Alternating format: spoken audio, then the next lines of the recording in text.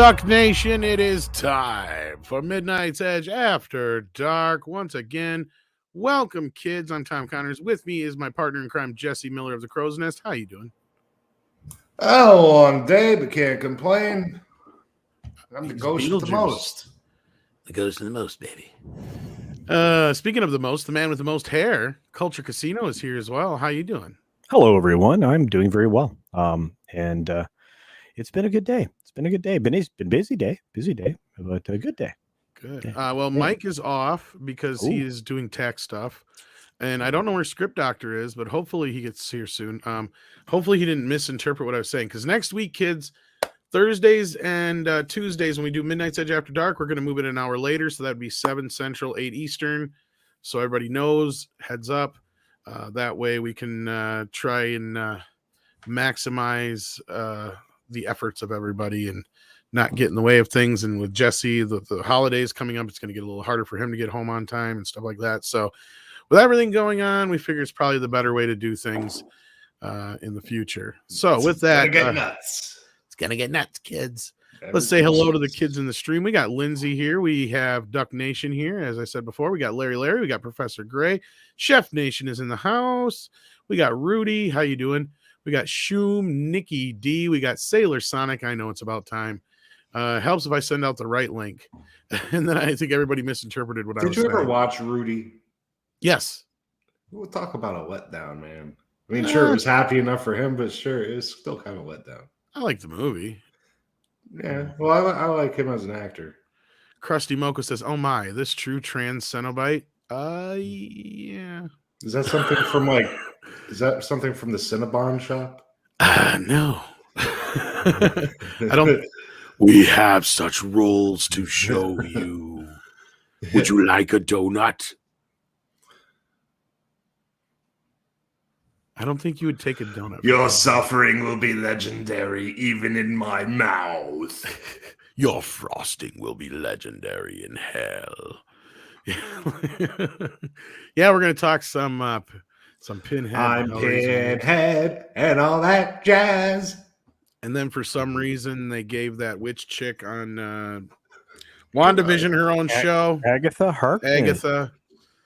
Lord only knows why. And then, other than that, there's just some minor news we're going to talk about. But we got news to talk about just the same. But how's everybody doing? How's your day been? You been up to anything interesting culture? Anything new? No, I mean, ordered some memory for the computer. Been on a bunch of shows. Did some actual work today. Actual work. I know. It happens. Lord Almighty. I know. I always tell people, I'm like, sometimes I have to do work. Yeah, I can tell everybody like all the specs of your sexy ass computer. No, why would you do that? I mean, yeah. Because nerds. Okay, well, I did some nerdy stuff. I ordered another 64 gigabytes of memory for my computer. So there you go. Well, Philbo, if we run out of things to talk about, you never know what could happen. Yeah, it's hard to say. I mean, although right now in the entertainment biz, I don't know how you run out of stuff to talk about. I really don't. I mean, they arrest less and less of them every year. They do. It used to be like every few months somebody would get arrested with like, a hooker or something. There'd be something to talk about. You're not paying attention. Lots of arrests have been happening. Yeah, but I don't know any of them. They're not stars to me. Oh, that's right. Well, yeah, we don't have celebrities. If I don't recognize the name, it's just another guy. Yeah. This person from this streaming show that you've never heard of and nobody watches got arrested for, doing something foul with somebody else in the alleyway. Yes. Yeah. Anyway. Yeah, no, I like I said, I mean, for me, it's just been, it's been a day. I don't know. Jesse, what did you do today? I got up early. I went to work. Had a nice day at work. Went around, did a bunch of stuff. Came back, got my kiddo. He's over playing with his toys in his little toy room there, and I'm here. Took a quick shower. That's about it. Very boring person, really. What are you gonna do? Well, I mean, I'm always again, I think there's more material now than we've had in a very long time, and it's not good. It's all bad. Of course, there is good news for those of us that want the industry to change, and there's about to be a strike. I can't see a way around it. There's some good news, but there's still a bunch of assholes pushing the other way. Well, what are you gonna do? Kill them all and let God sort them out. That sounds good to me. Whole Pooh Bear. The hell was that? That's my depressed Eeyore. No, What Culture. happened? Did you do that? That deep voice? What are you talking about, Willis? Yeah. Okay. Ask me if I like scary movies. Do you like scary movies? Do you like scary movies? Stephen Otten is here. He says, "Hail, Tom, Jesse, Culture, fellow wrenches, and chat. Good evening to you, Stephen. Thank you for being here. We appreciate that. That's always a nice greeting to get. And so the big news. We got a new Pinhead. Andre had been teasing this for a while, so we kind of had an idea of what we were getting. But Jamie Clayton is going to be playing Pinhead. Now, is this a girl that became a guy or a guy who became a girl? Straighten me out on that first off. I don't know, because I don't get into the private lives of others. Either way, it's a mess. Somebody's going to be disappointed at some point. I gotta ask, did anybody else see the new Dave Chappelle special besides me? Haven't seen it yet. I'm going to find a way to see it this weekend, along with No Time to Care and other things. But really, I was just curious because there are some things that are kind of relevant, but I'm not going to get into that aspect of it. But anyway, let's read this real quick. Spyglass Media Group and Hulu have made official the upcoming cast of David Bruckner's reboot of Hellraiser, as well as the fact that the movie is headed to the latter streamer. Sense8 and the L Word Generation Q actress Jamie Clayton has been named as the new Pinhead, a role originally played by Doug Bradley. And he wasn't called Pinhead originally. That was more of a nickname or moniker that I don't think really stuck into latter films, but I could be wrong. I'd have to look at the that was cast. always a nickname. So I think he was just lead Cenobite for the first two movies. Yeah, the scripts don't name them. No. Even though they claim that the female one was named Deep Throat, which I never heard them refer to her as anything. Yeah, and in the original book, I will say this. There is kind of precedence for this because the lead Cenobite is described as very androgynous.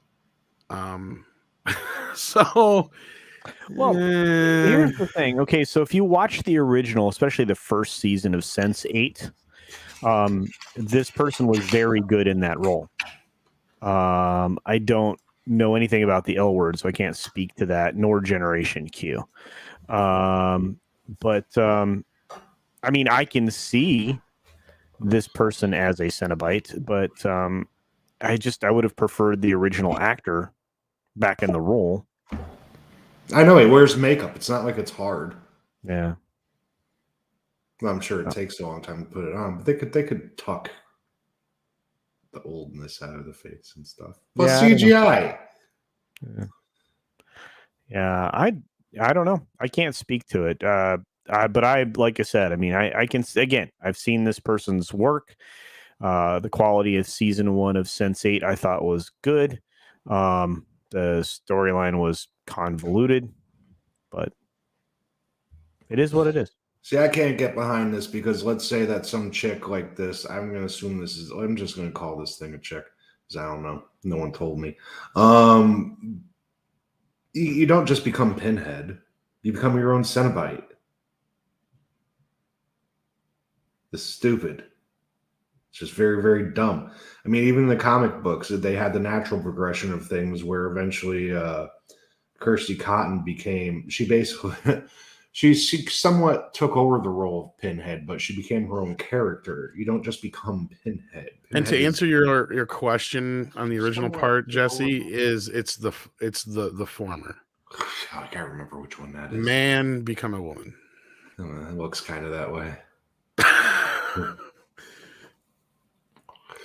Yeah, I just got a big jaw. Yeah, I like I said, I mean, it is it's just different. And again, I mean, I don't know. Why don't they just use a woman? That's what I want to know. I prefer the original actor to return in the role, right? If at all possible. Is there a reason that it was Doug not available any longer? I think he just didn't want to do it anymore. Well, that's the thing, is he's been kind of, he was never like, I'm gonna be Pinhead forever. You know, he's like, I got a job in this horror movie. In his defense, and also not so much in his defense. When they did, I can't remember what it was called, but the one before Judgment, whatever that one was called, with the other guy who played Pinhead that looked horrid. They only replacement actor. I remember that. Yeah, I can't remember who played, but it doesn't matter, because in that one they only offered him like a really minimal amount, and he said "fuck you." So they went and shot it, because they shot it on next to nothing. And then when Gary Tunnicliffe came in to do Hellraiser Judgment, he tried to get Doug as much as possible, but I guess he just couldn't get him to negotiate. And so he ended up going with somebody else. So like it with Paul Taylor, but like Troy here is saying that he had a falling out with the people behind the film. Some of it, yeah. Basically, what it had to boil down to, though, was that Dimension didn't want to pay him anything for that one. Can't remember what it was called now. Revelations, is that what it was, James? You're probably right. Yeah, and Troy. There were so many of them for a while. Yeah, but they didn't want to give him. They were like literally offering him like scale for it, and he's like, "Wow, are you fucking kidding me?" And again, like I said, Gary tried to get him a good offer for Judgment, but the thing with Judgment was, I don't know how much of this I'm supposed to tell or not supposed to tell. I can't remember now.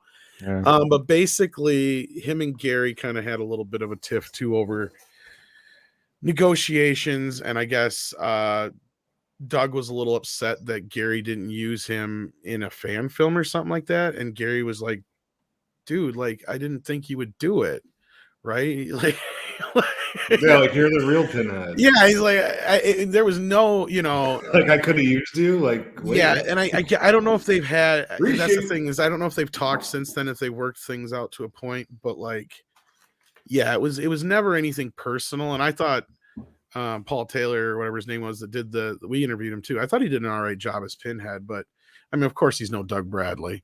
That's precisely it. The character is Doug. Like, he makes the character who he is. No, I get it, but at the same time, Doug's getting older. You can't keep making him look younger. And the story where they make Christy become the like basically the Hell Queen, essentially. That's a cool storyline. I agree. How are they doing this? It would have been cool. The whole explanation I got is she's too old now. Oh, well, okay. Actress-wise, perhaps, but get her friggin' daughter. She got a daughter? Maybe. I don't know. I'm what kind of year mixed. Is this movie set in? Just set in the future. There you go. I'm kind of mixed on this whole thing, because I mean, it's been a lot of years since I've read the book, and just from what I remember in the book, like I said, the lead Cenobite was never like, it was described as kind of both male and female. So in a way, I almost can't argue with this casting. No. You know what I mean? Like, it's well, and again, as I said, this person Jamie here does act well. Yeah, but like, my thing is that being a transsexual is not being androgynous. True. Like, again, like, you're right, Jesse. Now, David Bowie was androgynous. Yes, thank you. Like, okay, that's a good point. Because now, let's say if Jamie comes out and plays this as a woman. Now, I think that's a problem. And I say that because there's plenty of women who would probably love to have the role. And here we go, another man or somebody who used to be a man taking something away from a woman again. Just like the Olympics. But okay, so if that's what you're shooting for, a better actress for this would be Asia Kate Dillon. Who's that? You want to get real Grace Jones. Motherfucker, yes. right? No, yeah, I don't know. Is she still doing anything? I don't care, know. but you want to talk about She's probably sexually still androgynous. she's probably still jacked. I mean, she's probably still Oh in man, excellent condition. yeah. Don't even get going because one of my favorite actresses. I mean, Like, just I'll the be amazing honest with role. you, that's who I kind of pictured as in And the original book. Because like the way they explain him, I could picture her blue too. Asia Kate Dillon was in John Wick as the Inquisitor. Oh, that chick. And she's in Billions. She's been in a lot of stuff. She is a very talented, or Asia is a very talented actor. I have to get all these. You have to navigate this language, and but I believe Asia Kate Dillon would do an excellent job in this role. Polly. No, and I don't think you're wrong. And again, I think I'm going to hold Jamie a bit to a fire here and be like, all right. Well, let's see what if you're casted on the fact that you are trans, work with that and use that to the advantage, because that's what this character should be represented as a very sexually androgynous, fluid character, because that's kind of the whole point, right? It's all about pain, pleasure, and all these other areas of, you know, the sexual nature and just from each spectrum. Like, if you really want to dive into that stuff, I mean, and Clive Barker's been openly gay for how many fucking years? So it's not like, again, here we go, another, oh, but we don't have gay people in Hollywood bullshit. Yeah, but if you want to do something like that, like I know it's camp, but my mind still goes back to Tim Curry in Rocky Horror, right? You know, because he was kind of creepy. Well, and he could have, in his day, he would have made a really good Pinhead, in my opinion. I get what you're saying. Yeah, that would have been cool, like that's kind of what I'm thinking of, is somebody, and that's the great thing about Frankenfurter, which is that Tim does so great with it, is he does switch it up so much that there's times you're like, God damn. Yeah, I still don't know if he's gay or straight. Well, I'm pretty sure he's straight. He's got kids, but he's just so good. But he plays it so well that you're just like, yeah, he looks pretty goddamn good in them guards. And I'm straight as shit. I'm just gonna say this is done, right? This is in the can, it's finished. I don't know about that part. I think they're just announcing the casting now. This thing has been in development hell. Hey, welcome to the show script. Sorry, how are you supposed to tell if it's a he chick if they shave the head? That's the beauty of it. That's what I'm saying. It's going to look like that guy from what was that movie where the guy had multiple personalities? Split? Was it Split? Yep. And then they did like something about breaking glass or some shit. Oh yeah. That's the Unbreakable trilogy, dude. Oh yeah. Reminds me of that guy. Just picture that guy with like a blonde wig on. Well, that's the thing. They got to shave her head. Okay, well, they just get that guy. I don't know if you've heard any of this shit. Pretty good. McAvoy or whatever his first name. I can't think of his first name. James McAvoy, yeah. James McAvoy, yeah. Yeah, he wouldn't be a bad choice. But that's the thing, is like, I'm not going to sit here and jump on this, oh, this actress shouldn't be playing this because she's trans. That's not the point. I'm saying, okay, use that. I'm saying don't be Pinhead. You're not fucking Pinhead. Well, you're a new original character that's taking over the role of Pinhead. Every single Cenobite has an original design. It's all based on how they died. Well, here's the thing: the lead Cenobite was described how Pinhead looks for the most part, as far as like the pins and all that kind of stuff, right? Yeah, and he has pins because he's a sadomasochist. Yeah, and the name is just a nickname. It's never been something that's been coined until later movies where it was just kind of there. I don't even know if Clive Barker. I mean, I've heard him refer to him as Pinhead, but I don't know if that was ever his choice. Oh yeah, but you remember what was it? His the character's actual name. The character's actual name is the Hell Priest, or at least that's their title. But they're all just Cenobites. This is true, and I get where Jesse's coming from. Is you can just continue the story. You don't have to do the same characters. You just have new Cenobites, right? Like, that's fine. Move on forever with that. Eventually, you'll hit on one that's a good leader. Yeah. And the whole, let's face it. I mean, come on, man. Come on, man. The Hellraiser thing is a little convoluted anyway, because that in Hellraiser 2, They go all through hell, and it turns out the Pinhead's taking his orders from a giant floating prism in hell. Yeah. Was that just a genie in a stone? Like that was like Clive Barker Solomon's not being ring? able to show what the fuck he was probably trying to think of in his head. He couldn't afford the costume from Legend. Paulie's a Latino bite. Do you want in here, Paulie? Oh, I know Mike's busy, but if you're not busy, Paulie, you can hop in. that would be an interesting character design. Latino bite. Yeah. John Leguizamo would play him. Wearing a giant poncho and big sombrero. Oh my! Can we get any more stereotypical? Yeah, like how stereotypical can we go now? Just get Dan Pena to play Cenobite. Well, no, and that's the thing is I'm sure a lot of people are like expecting us to go "Ree!" about this, but no, I'm like, okay. I'm reading about them making it Pinhead. Besides that, I really couldn't give a care less. Most of these movies suck anyway.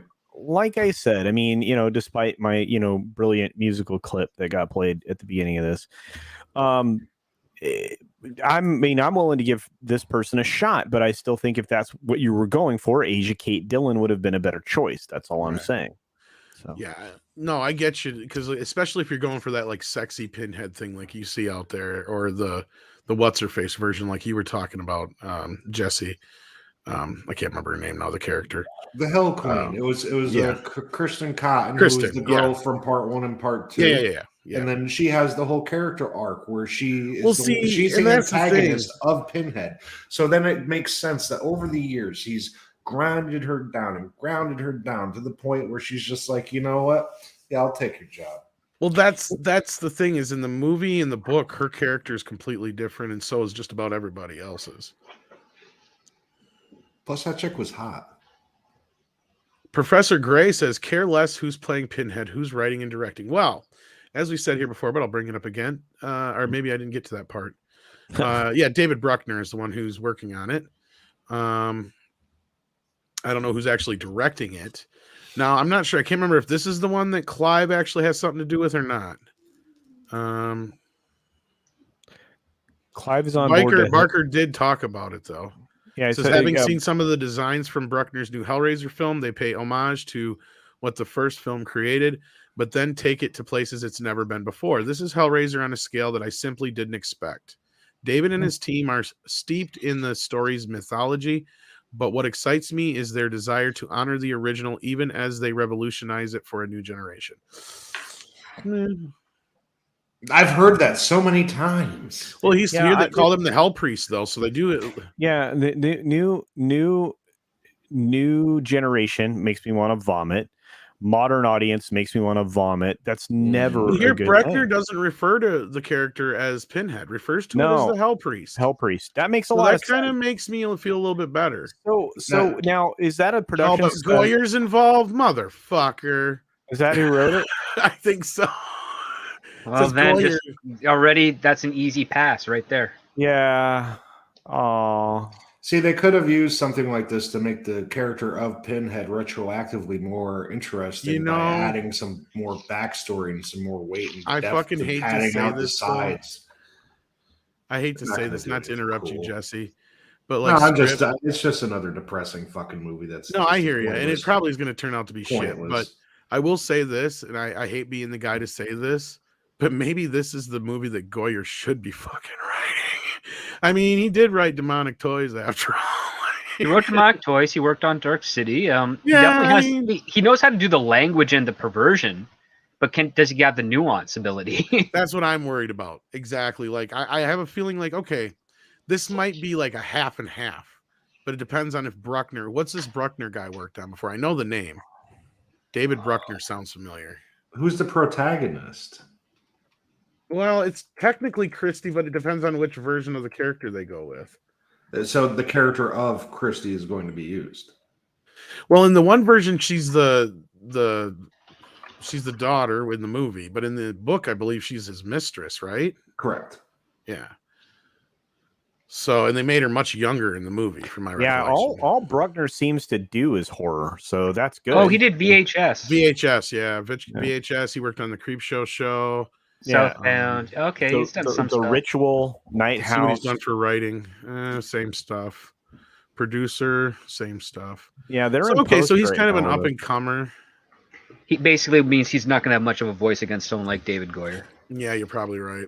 And I don't know if this is the one that Clive's really involved in, or if that's the TV show. I can't remember which. I thought it was the TV show. I think it is. I think I you're thought right. he had a producing credit on this. Well, he does. Well, he wrote the book, so Yeah, he's yeah. always going to have a producing credit. Oh, But that they're doesn't doing a necessarily TV mean show they at the called same him in time. to do things.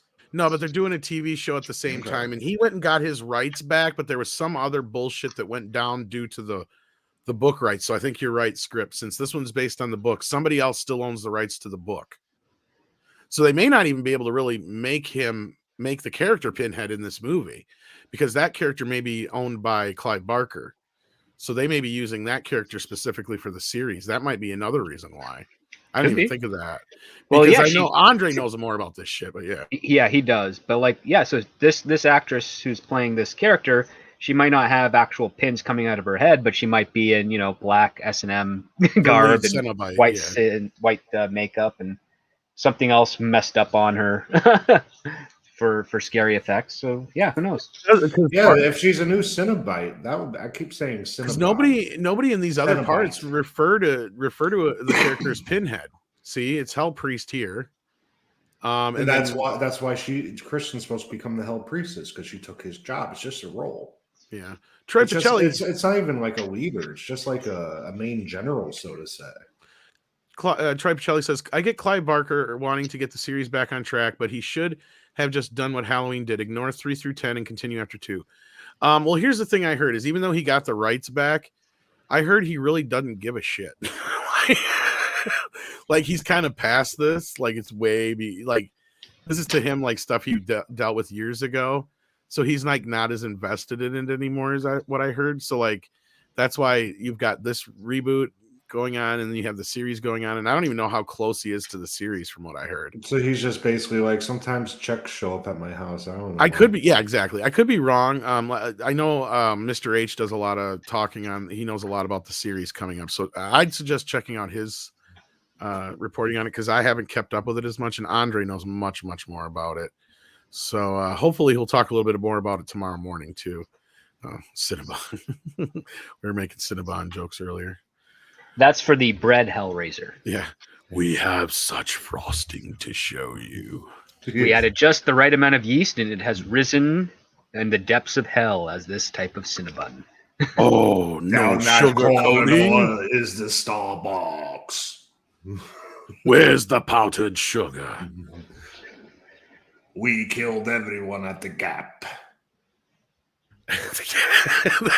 That's like Hellraiser 3. Well, yeah, they have to have Hellraiser like a 3, Cinnabon stand. Bad That's movie, like, great tits. Hellraiser 3 is one of those movies. It's like, yeah, you're right. It's a horrible fucking movie, but it has some of the best effects of the series, some of the best makeup, and that I don't care how batshit crazy he is. That CD Cenobite is fucking cool. Yeah, because when I saw that, I was like, that's when I really thought you could just keep making these things forever. Like, hell must have 1 million of these fucking things down there. Well, that's the cool, interesting part, is they take whatever like your death was or something that from your life. Yep, it's your death or your vice. Or And both. yeah, and it affects your afterlife version. Yeah, I love that part of it. It's a very interesting story you can dive into. And you're right, Jesse. It's not like they have to reboot it even per se, even though no, just keep adding on. all the old stories, like after the first one or two, they go completely off the fucking rails. But I mean, there's a few highlights here and there. I think 4 is okay, and I think 7 is the one that did you cover that last super chat? Is that dead? Is that the? I think I did. You did. I'll double check. Troy. Yep. Yeah, and that's kind of what we're getting at here. Yeah, that's what we're jumping off of. In this series, that would have been a great idea. Yeah, I was grabbing my phone charger. But in this series, that would have been a great idea, because there is so much crap they could get rid of. And really, honestly, you could bring back Do you Doug remember Bradley, the one with the dollhouse? But you'd have to do some major makeup or CGI effects on him to make him look younger. Age regresses ass. They did Robert Downey Jr. They made him look. Well, 17. the thing is it's not like Freddy. Like, Give with me Robert, abs. his whole face is covered, right? Unfortunately, with Doug, it's white makeup on his face, So you see the wrinkles, and that's what Gary was saying too. Was like after time, you started, especially in his neck and stuff. It was really hard to start hiding the wrinkles. So why don't you just get some older ladies that really know how to cake in the cracks? You should really check out Judgment, though, Jesse. I bet you'd get a kick out of it. You may not like the guy playing Pinhead, but I think you'll like the movie. I watched bits and pieces of that, but I never saw the whole thing. It is fucking crazy because the guy, and it's just because there was a string of really bad Hellraiser movies before that. It was. When I was a kid, I was the guy who watched. There was 3 video stores in town before Blockbuster was a thing. I saw every horror movie each one of these stores had. I watched all of them, the good, the bad, and the fucking ugly, man. And Hellraiser was cool because Hellraiser, the first one, was bizarre. Yeah. It was bizarre. This woman was trying to Black Widow these guys to raise you don't know what he is at first. Well, it's her former lover. Demon? Yeah, he's the former lover, but is he infested with a demon now? Is this still the same guy? I mean, Paulie. There's a lot of shit. Like, that was a creepy ass movie. Then the second one I love. I mean, the second Hellraiser movie where they're actually going through hell, and it's totally not what you expect hell to be like. I'll tear your tortilla apart. I'll tear your torta apart. Yeah. Buenos nachos. Hey, we got fucking Anthony in the chat. What's up, Anthony? Oh, yeah. How you doing? Yeah, I liked most of them, but again, like once you get past the 4th one, they were spending like $10 a movie on those bastards. That it's still like part 3. They had the scene with the CD face. They had the scene where they all grouped around, and they had the scene where Pinhead goes into the church and fucks with the priest. Great scene. Yeah, the only other one I liked besides 4 was the one that was either produced and I don't know if he directed or not, but I know he produced it. But Stan Winston, was that Deader? I think it was, with the cop. See, that's the thing, is all the sequels to Hellraiser past 4, they're just other scripts that were repurposed and then they just inserted Pinhead into them. That's all they did. Up until I believe Judgment was the only one that was specifically written as Hellraiser movie, except maybe the Revolutions one was, but Gary was pissed because they rewrote his whole script. Which one was the one where they showed the actual building of the box, the lament configuration? That was either be 2 or 4, probably you're thinking of. Because 2, it might have showed it in there, but 4 has more to do with the box because that's the one where the guys in the 4 was the more elongated scene, I think. Well, the thing is, that's the one where Pinhead go to space. Technically, but there's a reason for that. It's like one of the few that actually makes sense because it's set X amount of years in the future, and this is a guy who actually is out in space doing whatever. And the big catch is the ship that he's in is like the ultimate cube. Like that's the whole thing. It's like, so it's kind of a cool story, but it was really convoluted and chopped to shit in editing and fucked up. But no, it's not like you can't do a reboot of this. And I get it. Anthony loves them too. They're pretty badass for what they are. They got some cool scenes, but they're pretty hit and miss after you get past that 4th one. And like I said, Deader is the only other one I can think of that's any good. Because that's the one about the cult and stuff. And it was actually, again, another script that was repurposed as a Pinhead movie, though. Hey, real quick. This is the art they're using. I think it's this one. Yeah, this is the art they're using to advertise the movie on IMDb. That don't mean shit. That just means somebody put it on there. IMDb, just about anybody can mess with stuff on there, depending on what it is. Yeah. I just hope I agree. I just don't like the idea of someone else becoming Pinhead. I can't get over that. I don't think that she's going to be Pinhead. I really don't. I think it's going to be the Hell Priest, but I think it's going to be a newer version of the character because I think I'm going to check with Mr. H, but and Andre, but I think I'm right about the whole they can't technically probably use Pinhead in this one. I really want them to, if they do something like this. I mean, they could always have like the aging Pinhead who's trying to get out of the game because he's fed up with it. You know, he's not getting pleasure from it anymore. At the same time, they could have this upstart Cenobite coming in, played by this person, trying to usurp him. And at the end, Kirsty could use that to play them against each other a little bit and then take over herself. Yeah. That I'd be fine with. Yeah. And Winston wasn't the director on Dead or He's the producer. Yeah, he was in the Ghostbusters. Yeah, I didn't think he directed it, but he did. I knew he produced it, and he had a lot to do with it. Yeah, I mean, and man, that guy, what a prolific freaking special effects guy. Oh my God. I just look at him and I wish that, man. You know what's sad is we never got a Peter Jackson Hellraiser movie. Oh, like Dead Alive? Yeah. I kick ass for the Lord. We needed a Peter Jackson fucking Hellraiser movie. Put the lawnmower on his chest. That'd have been amazing balls.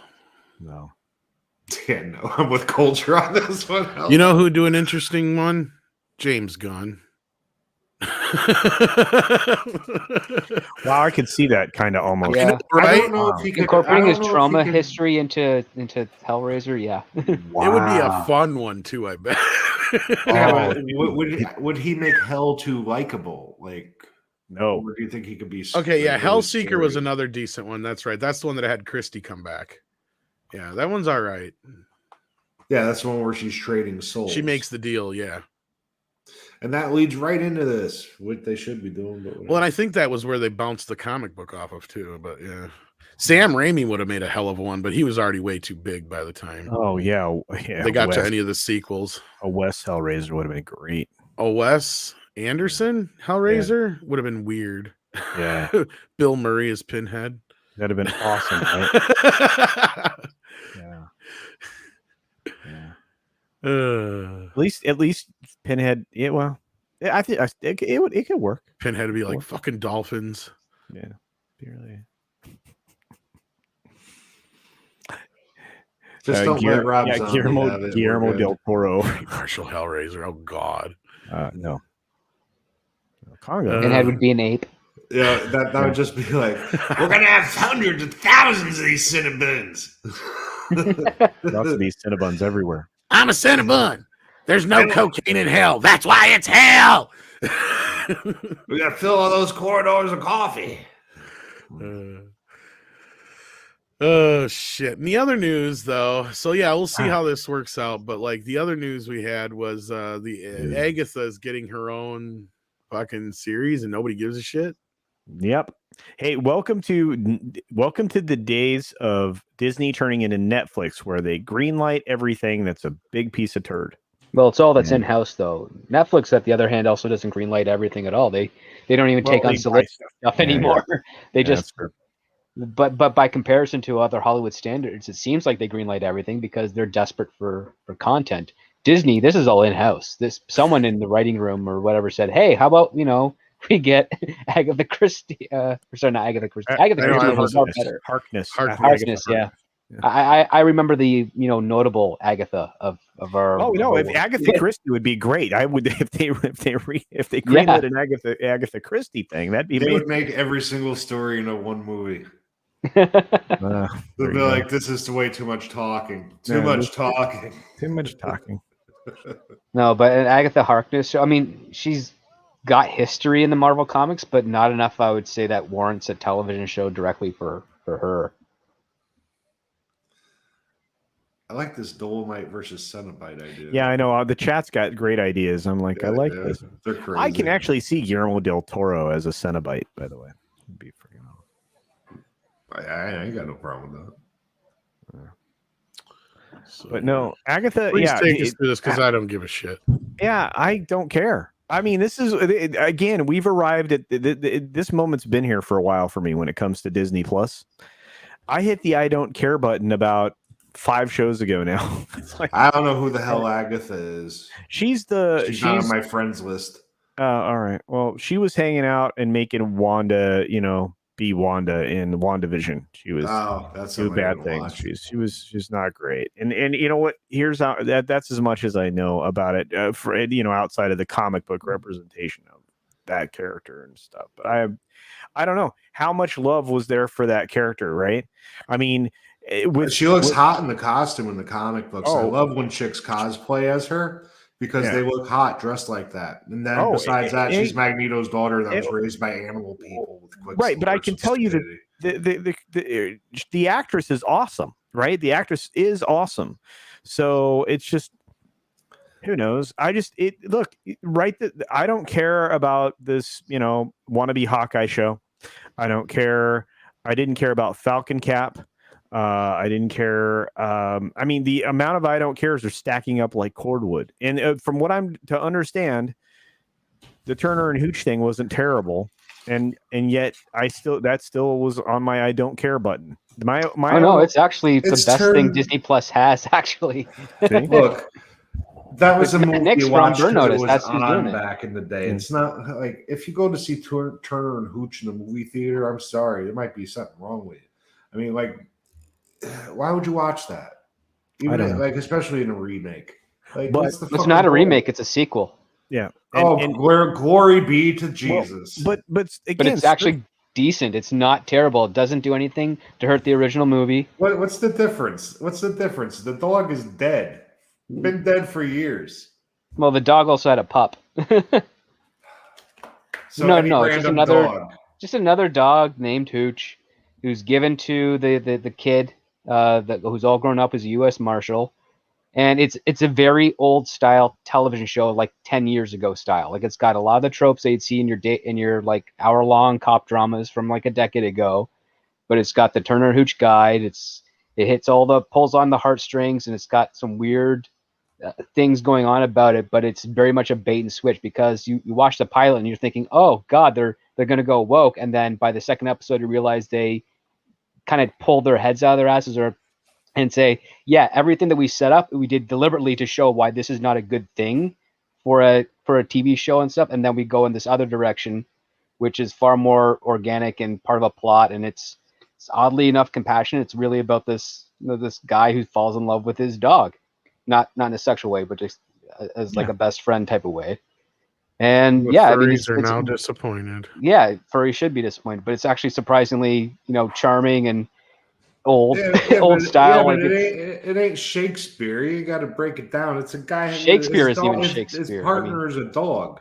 Yeah, his partner's a dog. Shakespeare was Francis Bacon in a group called the Spear Shakers. No. Shakespeare was considered very low rent theater. In fact, the whole 1,000 monkeys typing on 1,000 typewriters is an insult to what Shakespeare is, because they don't like Shakespeare. He's considered it's high class too, elsewhere throughout the world. Shakespeare was a front. Well, maybe, but Shakespeare was also like the Michael Bay of theater by today's standards. Yeah, definitely. It was a group called the Spear Shaker Society, just like Athena shaking her glistening golden spear in the sun with a serpent underfoot that represented ignorance. Being a writer back then was a lowbrow trade. It wasn't meant. No, it was being a playwright and being an actor was considered a lowbrow trade. A writer itself had value. Not really. Shakespeare just wrote plays and sonnets. Writers that actually could convey. Supposedly there was a couple of them that were written by the actual Shakespeare, the guy they had using that they were passing all this through. But it was definitely a writer's room. That's why different plays are so different than each other. Oh no, all the plays are roughly the same. It's sex and violence and betrayal. That's the theme of almost all of Shakespeare's plays. Yeah, but you can't tell that they're written differently. Iambic pentameter's pretty close structure, same word choices, pretty similar. Character arcs are pretty similar, aside from like the most famous of them, which is Romeo and Juliet. I mean, so the Tempest is like Macbeth, which is like the Dark Lady. There's definitely some similarities. Which is like a Midsummer Night's Dream. No, these are all different fucking stories, Script. They are, absolutely. Give me a break. It's one of those things where just, they weren't appreciated. You can definitely see they were quite appreciated at the time. Not and the Globe Theater is a landmark in the UK. But there's definitely a familiarity to the voice within the plays. Stephen Otten says, call me when they bring back Tequila and Bonetti. All right. I'll give you a holler. Thank you so much for that, Stephen. Goddess of Whim says, I'm a diehard Marvel fan, but an Agatha series is stretching too far. I'll pass probably. Yeah, it reminds me of the fucking joke that Deadpool was making in the Free Guy breakdown video. Where it's like, everybody's got a Disney Plus show. Yeah, I this still is, never opened Disney Plus, like ever. this is getting ridiculous. I rarely do. I still have the free one for my kids, but yeah. I'm Any not real into news? Star There is Wars some real stuff. news, The but Marvel we already stuff covered got it. lame. And what else they got? They got Simpsons episodes that are half about Lisa. The problem is, go ahead. go ahead. I'm sorry, Tom. No, it's just Go ahead. it's the problem is that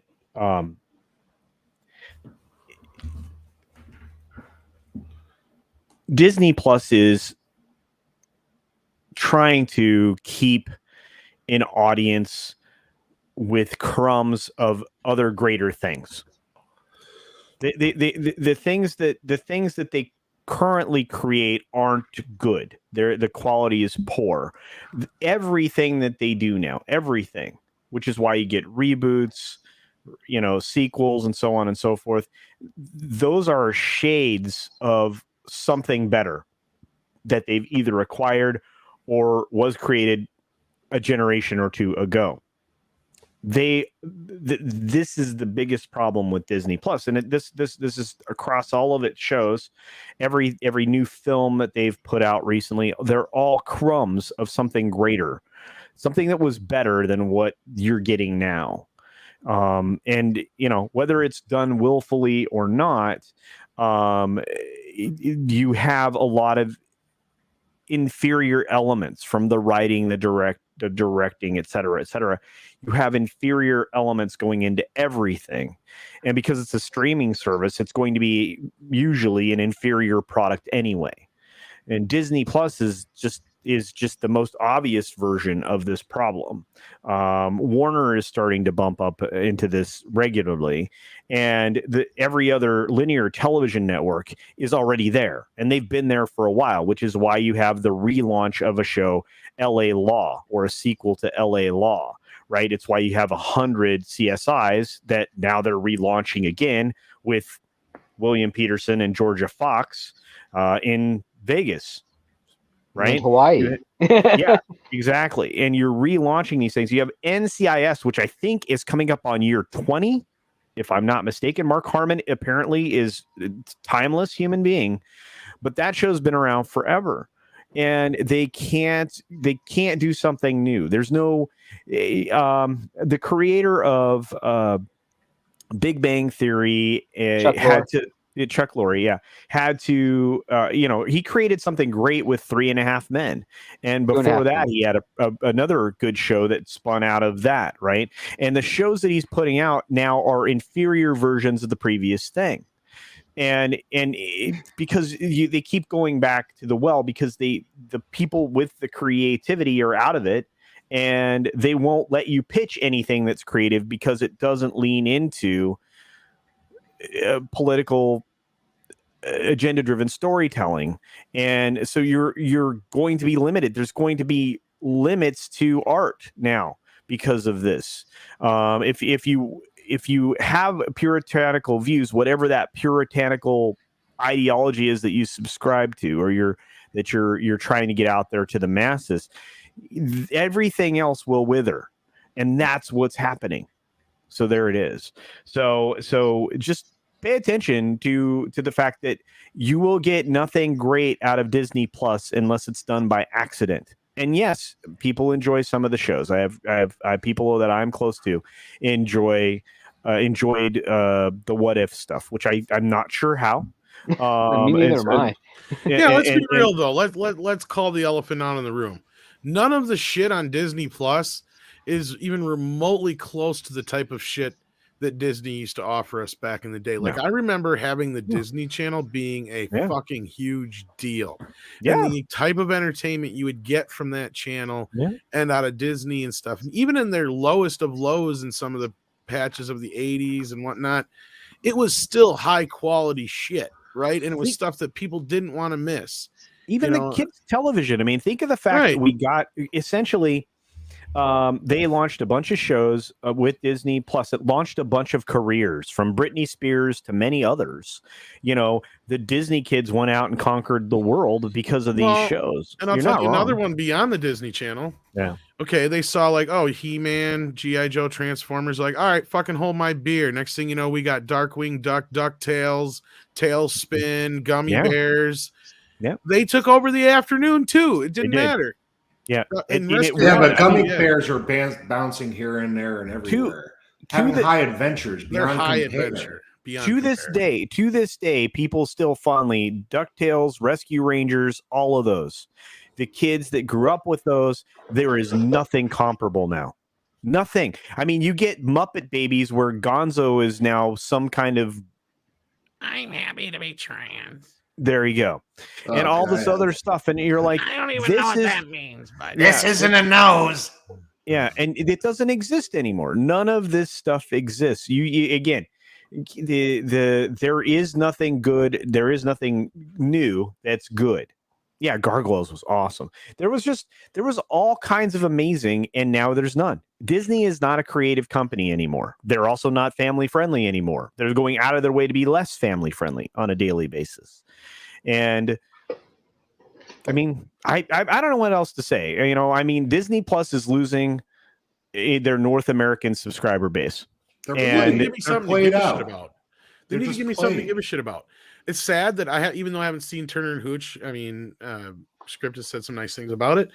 The only thing outside of Mandalorian that I've seen on there that I remotely enjoyed was the fucking the Mighty Ducks reunion show, or whatever you want to call it, the Cobra Kai ripoff show, which worked well enough, but that's the best you got, because that wasn't even nearly as good as Cobra Kai. There was a Mighty Ducks show. Yeah, it was. Yeah, they brought back Bombay and all that stuff. Let me guess. No Emilio.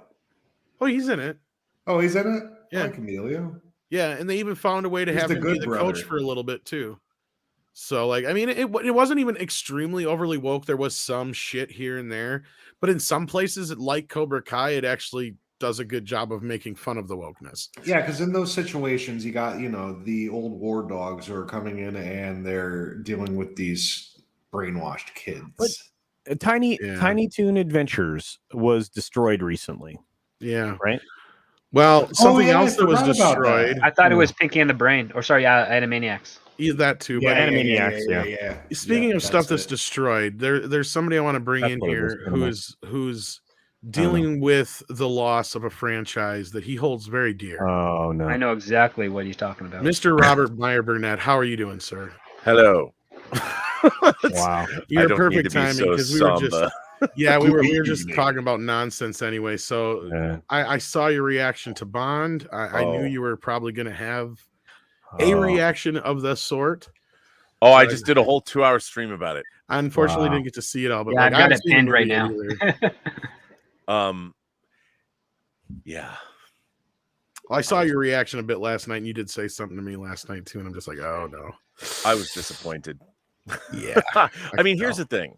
The James Bond franchise they're always beautifully made pieces of entertainment. You can't deny that they're certainly lush, gorgeously produced movies. But the problem is it's the scripts and the story. Right. This, I think the entire Craig run, with the exception of Casino Royale, has been I wouldn't call it a failure, but once again, the Bond franchise is chasing other franchises. Directionless. First it was Bourne. Let's chase Bourne. Yep. Then they're chasing Christopher Nolan's Dark Knight movies, and then they finally were chasing the Marvel Cinematic Universe.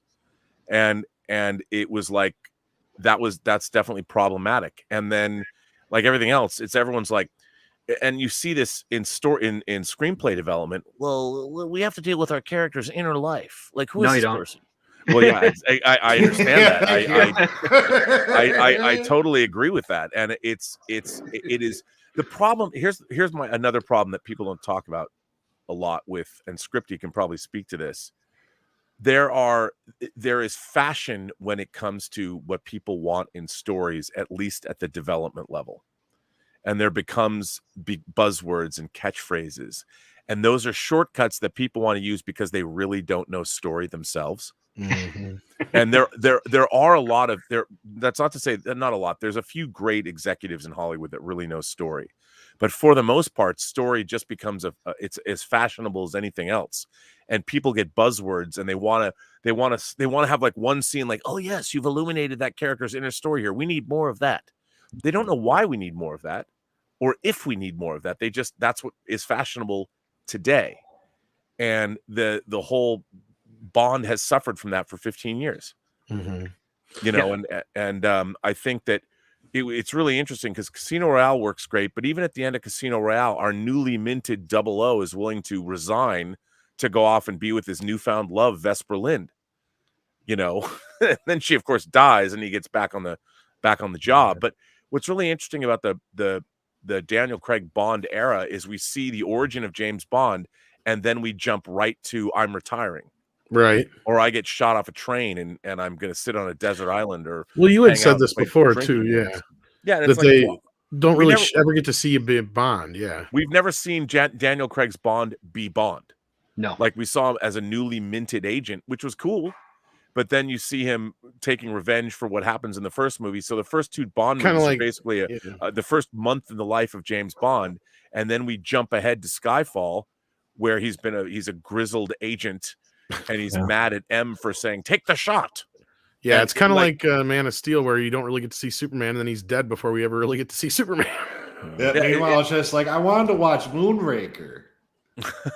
Well, Moonraker's looking better and better. Now, I'm a Moonraker fan. I mean, Me too. There's nothing wrong with that movie. Yeah, they went into space. Big whoop. Well, So- but they know what it is too. You know, they knew what they were making.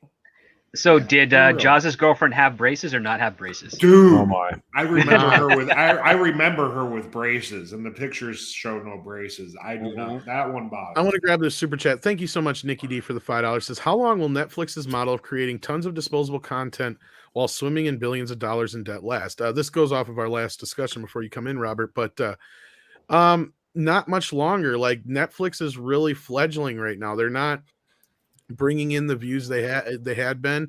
The only things they really got right now are Witcher, Stranger Things, and Cobra Kai. I'm stretching to think of anything else they got to bring. Squid Game. Squid Game. Oh, Yeah. Okay. That Yeah. They took didn't- 10 years for that to get made. Yeah, but I don't think did they pay for that or they just buy I have that? no idea. Like that's the thing It's is Korean. That's Yeah. Korean, isn't it? Well, it's been Yeah, pitched but around town for a decade, but I think so another company bought the script, produced it, and it's been sold to Netflix. So I don't think anyone who's actually worked on that has gotten any money from Netflix yet, and won't for a while. Yeah, Right, and but I mean that people are talking, Netflix, they could look at that as a strength. Finding, I mean, the one thing that I've always appreciated about Netflix is they're out there giving us foreign content, whether it's Germany's Dark, Mhm. Right. you know, or now Squid Game. I mean, they're really showing that you can find foreign programming that becomes viable in the marketplace. The American But marketplace. yeah, despite being disappointed by the film, I mean, it's amazing how the box office has bounced back, and we've gotten this quick recovery here in the last few weeks. It seems like with how Venom played last week, how Bond's doing this weekend. Likely we'll have a big weekend as well. I know a lot of people are going to see it tonight. Yeah, I mean, I think, look, here's the thing. A lot of people loved No Time to Die. And I think what's great is that people are going back to the theaters and they're getting that theatrical entertainment experience. I saw the movie in IMAX at the Chinese theater, big sound. It was a lot of fun to watch. I just found the whole experience incredibly frustrating because there's so many things in the story. My only objections to all of this stuff is all story based. The actors were great. And there's a moment with Ana de Armas. It's like, oh, we're watching a Bond movie, you know, and that was a great sequence. Why they shot it on a soundstage, I don't really understand.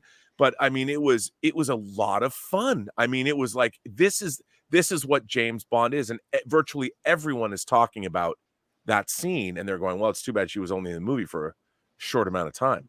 Yeah, She was robbed because she's on all the advertisement. Yeah, I mean, and she was great. Her character was, and I'll have to say, Lashana Lynch, I really liked her as the new 007. And it's funny because everyone's talking about, well, this could be woke and all. It's not. And the relationship she has with Bond, I thought was really good in the movie, and I would have liked to have seen a lot more of it. you know. And there's actually one of my favorite moments in, I don't want to say what it is, but it's a moment between her and Bond, and she actually does something. I'm like, that was pretty fucking cool, and it was a moment of triumph for the character. And you know, look, it is certainly every dollar they put into that movie is up on the screen. I just wish they'd spent a few more weeks on the script stage of it all. But did you read the article with Cary Fukunaga yesterday? I don't know where he was talking about all the scenes in M's office, that they shot all those scenes not knowing where they were going to go. Like they hadn't even been written yet, and they were kind of making it up as they went, and he knew kind of what they were going to be, but they were going to figure out where it was going to go in the film later. And I'm like, well, that sums it all up. Yeah, that's reckless. Wow. That's such a waste of money. Yeah. Wow. If I was a producer on that film, I'd be like, that's what you're doing? Yeah, you're fired. I don't care. What was the motivation in doing that? That makes Well, because no he was sense. injured. Oh, You know, he had been injured, so they to keep going. I mean, I can Gotcha, understand why they were doing that, but look, here's my problem: the idea of going into a feature film and not having a finished script these days is, to me, I'm like, come on, right. This is all of filmmaking is, especially studio filmmaking, is based on having a script that you can break down and budget. Well, in these movies and anymore, effectively plan. with these kind of effects heavy movies, you almost got to plan them out like an animated film anymore anyway. Yep. Right. Yeah, you do. Like you got to almost break down every little bit and piece and know this is what you got to have here. This is what you need to do here, so on and so forth. And in those processes, the animated films are basically made before they even sit down and start doing anything, because they don't want to have to do anything more than they have to, because it takes a lot of work. And that's where these studios should be handling a lot of these movies. And I think they'd help save them a lot of money in the long run, especially with the superhero fare and the big action films like Mission Impossible and Bond, if they did kind of sit down and treat them a bit more like animated films. Look, I agree with you. I think that the problem is the creative visionaries behind these movies have ceded responsibility a lot of the time because of the studios, to the effects companies, for instance. Wow. You know, when I was working on Superman Returns, just documenting it all, there was a 50-person previs department that was prevising all of the action sequences, such as they were. And, you know, Brian would approve all of that, but it was still, you had these guys making decisions off on their own, you know, and doing, like, I've been working, Scripty knows about a project I've been working on for a while, that I've actually been working with an artist doing the first 20 minutes of the film. He's storyboarded, but I'm cutting it together. Oh, and it's beautiful. Yeah. So you can watch when I finish the first 20 minutes of the movie, and I've been refining the script and stuff, and I'm getting actors to play the parts. And that's the way I think they should be doing it more so. Oh yeah. And for a Bond film, I mean, they have to do that kind of stuff, but it's interesting because a lot of the action sequences in this film, there's a beautiful car chase in the misty woods, and you're like, how is this even happening? Like, what it's fine, but you're there's so many questions that I'm asking myself, like, what's going on here? Like, how is this occurring? Kind of like, that's why I think a lot of these action sequences that are happening become nonsensical. Like, I love the Fast and the Furious franchise. I hated Fast 9. I mean, I know it's funny. All my credibility goes out the window. But was it the flying car? Dude, it was I mean, everything. To me, a lot of these franchises are just low budget B movies blown up studio budgets. And that's one of the things. The Fast and Furious franchise kind of started that way, but the Fast and Furious franchise is just one big cliche. Let's be real. I can't stand the Fast and the Furious. Fast franchise. 5 was I great. think it's garbage. Fast Five was the coming out party for the franchise. That's right. It's love all that these movie. guys driving cars to complete heists. Well, okay, that makes sense. But now it's all about family. But the thing is, as far as as a B movie action movie goes, like, I think about some of my favorite B movies. Stone Cold with Brian Bosworth and Lance. Now there's a movie. Oh, that's a great fucking movie. Yeah, Robert, you remember where he goes, "I'm going to tell you the truth. I'm a cop." And he was supposed to say, "I'm not a cop," and they just went with it and left it in the movie. Stone Cold, directed by Craig Baxley, one of the great stuntmen, the great stunt people in Hollywood. On Blu-ray too. Oh, I have it. Yes, it is. They put that on Blu-ray. Oh, it is yeah. on Blu-ray. Yes. Yeah. Awesome. And The Buzz. I think people have misunderstood like what those. I mean, when New Line was making in the 80s, when they would make movies like The Hidden, The Hidden is another great B movie.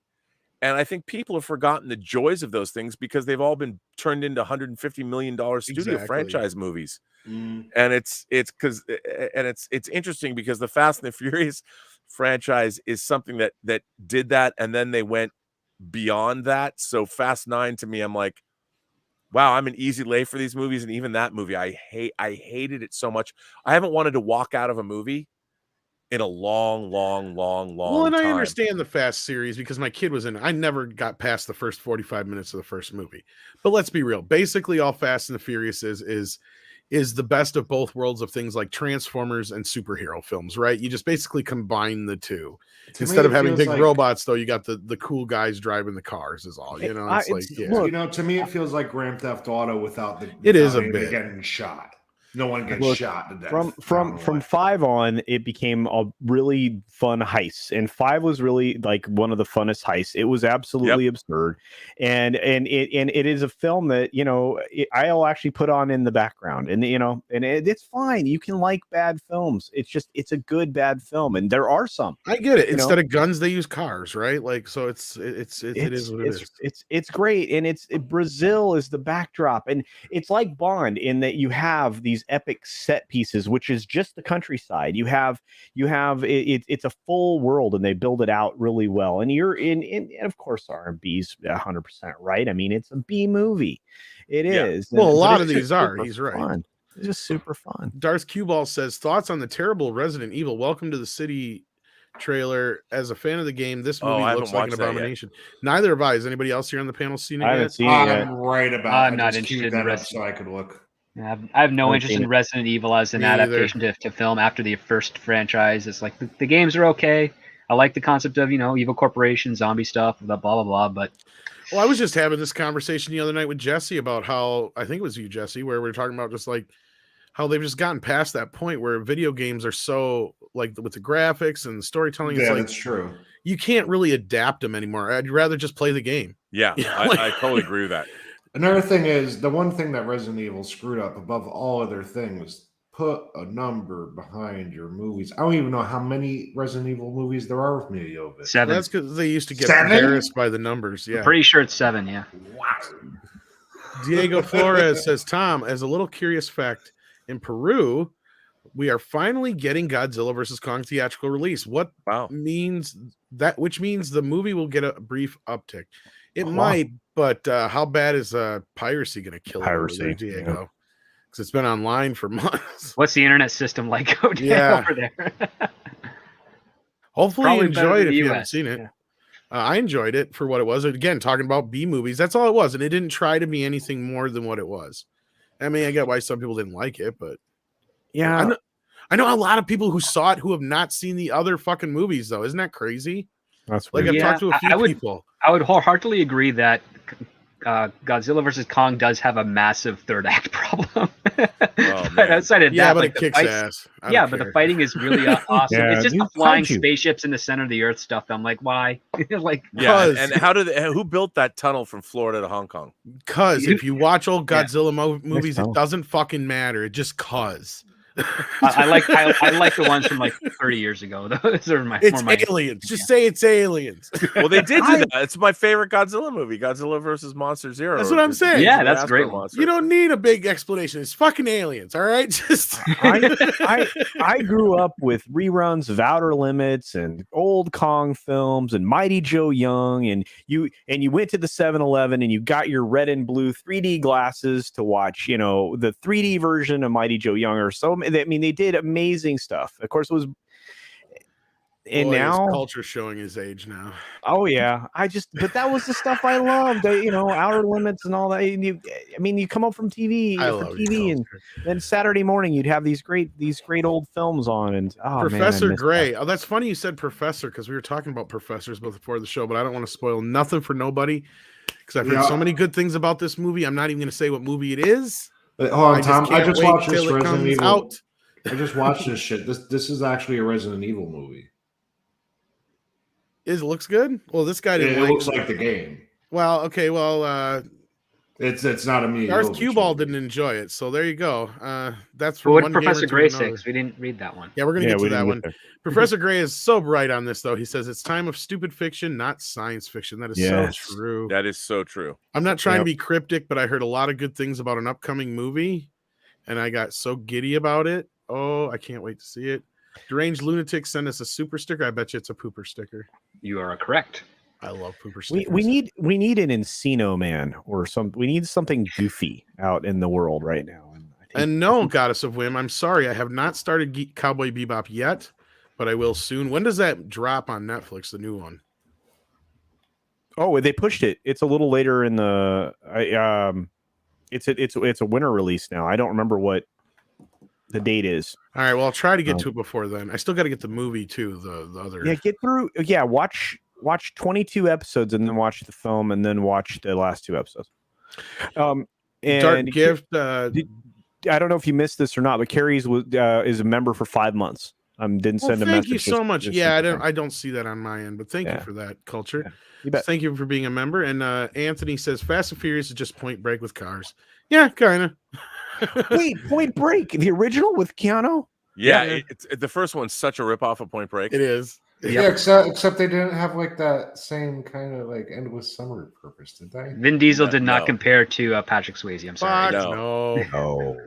Joe Fro 007 says, I'm young, but I used to watch Sean Connery as Bond all the time. The Hunt for Red October is still one of my top 3 movies. Well, I know Robert loves Bond, and that gets us back on the subject of Bond. Yeah, so yeah, without getting, I guess, into too many spoilers, not that I don't know if anybody really minds at this point, but what were some of the things you liked and disliked about the film real quick? Me? Well, yeah. Oh, well, what I liked about the movie is it's beautiful to look at. You know, it's really well done. And Daniel Craig delivers a great performance as always. I think he does a great job. I as a matter of fact, I liked almost all of the performances from the actors. I mean, usually in Bond films, you get really a high caliber of acting. I mean, they've got a great ensemble. So all of that was fine. One of the things I really didn't like was they keep incorporating in Hans Zimmer's score John Barry's On Her Majesty's Secret Service score, specifically the We Have All the Time in the World. And this isn't a spoiler alert, but the music that comes on over the end credits is Louis Armstrong's We Have All the Time in the World. That's right out of On Her Majesty's Secret Service. And it just seems really wrong-headed that in this sort of closed universe of the Daniel Craig Bonds, that they're citing a Bond movie that isn't part of that closed universe. I mean, we basically see Daniel Craig from the beginning of Bond's career to the end of Bond's career. And he didn't have what happened. They're trying to equate what goes on in the 5 Daniel Craig movies to what went on in On Her Majesty's Secret Service. And it's really not the same thing at all. And I don't like the fact that they keep referring back to that. They do it a couple of times in the movie and then over the end credits. And I'm like, this doesn't belong to the Daniel Craig iteration of Bond. And again, it was like Spock screaming Khan in Into Darkness. Maybe not as horrifically, ridiculously awful as that. But why that movie, Robert? Why wasn't that? Number because five? of the number 5, right? The marriage and passing of Bond's love. It was, and of course the only George Lazenby Bond film. Right. I thought that in this one she turned out to be a double crosser. Oh, I'm not going to say what happens, but it just doesn't belong. I mean, it's like I hate when they bring in, like, it was really cool in On Her Majesty's Secret Service when Bond is in his office and he's going to leave. He's like tendering his resignation and he's going through his desk and you see all of these artifacts from the previous 5 Bond films. And they quote they have the theme songs of all of those movies. Mm-hmm. And that was cool because like it's in his memory or whatever. But in this film, it's like your audience of today, they don't know On Her Majesty's Secret Service. They don't know the music in there. And so putting it in there, they're trying to draw a parallel to the history of Bond which I think is sort of lost on the audience, and it's not part of that iteration of the franchise, which seems sort of odd. But what I really objected to is the script. The script is all over the place. It's completely nonsensical. And Robert, just real quick, does it seem like a little bit of pandering that they're like, oh, we're going to go with this obscure Bond movie that this, Lasbio was in one. We're going to use that one. No, it's absolutely because of it's because of the content. It's because of what happens in that movie, and they're making they're trying to make a direct parallel. And I can understand when you see it, you'll know exactly why they're doing that. But it's like why, it's that kind of thinking that bothers me. And I'm like, look, man, I love Casino Royale and I'm a Quantum of Solace apologist, but Skyfall, Spectre, and now this movie are kind of a trilogy unto themselves, and it's Bond at the end of his life, and it's not fun. It also lacks heart. There's no heart in the Craig films by comparison to the other. Yeah, absolutely not. And it's just it's the one scene with Ana de Armas. It's like, we now return you to your James Bond franchise already in progress. It's like they finally like, oh, we're supposed to be having a good time watching these movies, and not. I don't like the fact that Daniel Craig does not like he liked being James Bond in Casino Royale. Yeah, and I love the opening scene where the bent station chief is like, made you feel it, did he? And to become a 00, how many kills do you need? 2. And then when he finally takes out that guy in the pre-title sequence, it gets easier, and Bond shoots a guy in the head, and Bond's like, considerably, and then he loves being James Bond. He loves having a license to kill. He's having a great time. That whole movie, James Bond is having a great time having his license to kill. Except for that heart attack. So is that was a bump. That was an interesting way to, he was poisoned and stuff. That was a really good scene. Yeah, it was really cool. Yeah. But then he gets back up, he changes his shirt, goes back to the poker table. And I mean, it was that whole movie. And then of course at the end it gets a little, I've fallen in love with Vesper Lynn, the woman that wouldn't let me buy back in with government funds. So that's kind of cool. And of course she turns out to be a fucking a Spectre agent or a quantum agent, whatever, and dies. And that death has informed the whole rest of the franchise. And I just am like, including this movie. And it's like, okay, I get it, man. You're at the beginning of your career and a girl died, but we haven't seen Bond go off on a regular Bond mission. Quantum literally follows right on the heels of Casino Royale in the same couple of days, and then you jump ahead years, and you've never seen James Bond be a cool field agent, stopping megalomaniacs. No, but you mentioned you were a Quantum of Solace apologist. I think it's probably the worst Bond film ever made, and that's saying something. Oh, I wouldn't go that far. It's terrible. I don't know. The Bond that kind of rips off the Austin Powers brothers gimmick. That's a pretty bad idea to throw in there. With I've never even seen it. No, I mean, look, View to a Kill, Diamonds Are Forever, now Golden Gun. Do you guys count Never Say Never Again? Well, it's not an official Bond film. Not an official Bond, yeah. Okay. But like, heck, A View to the Kill is at least charming. Well, it's just a remake. A View to a Kill, I really like. That's a fun movie. He's driving the car around, it's cut in half. Oh man, that it's rough though.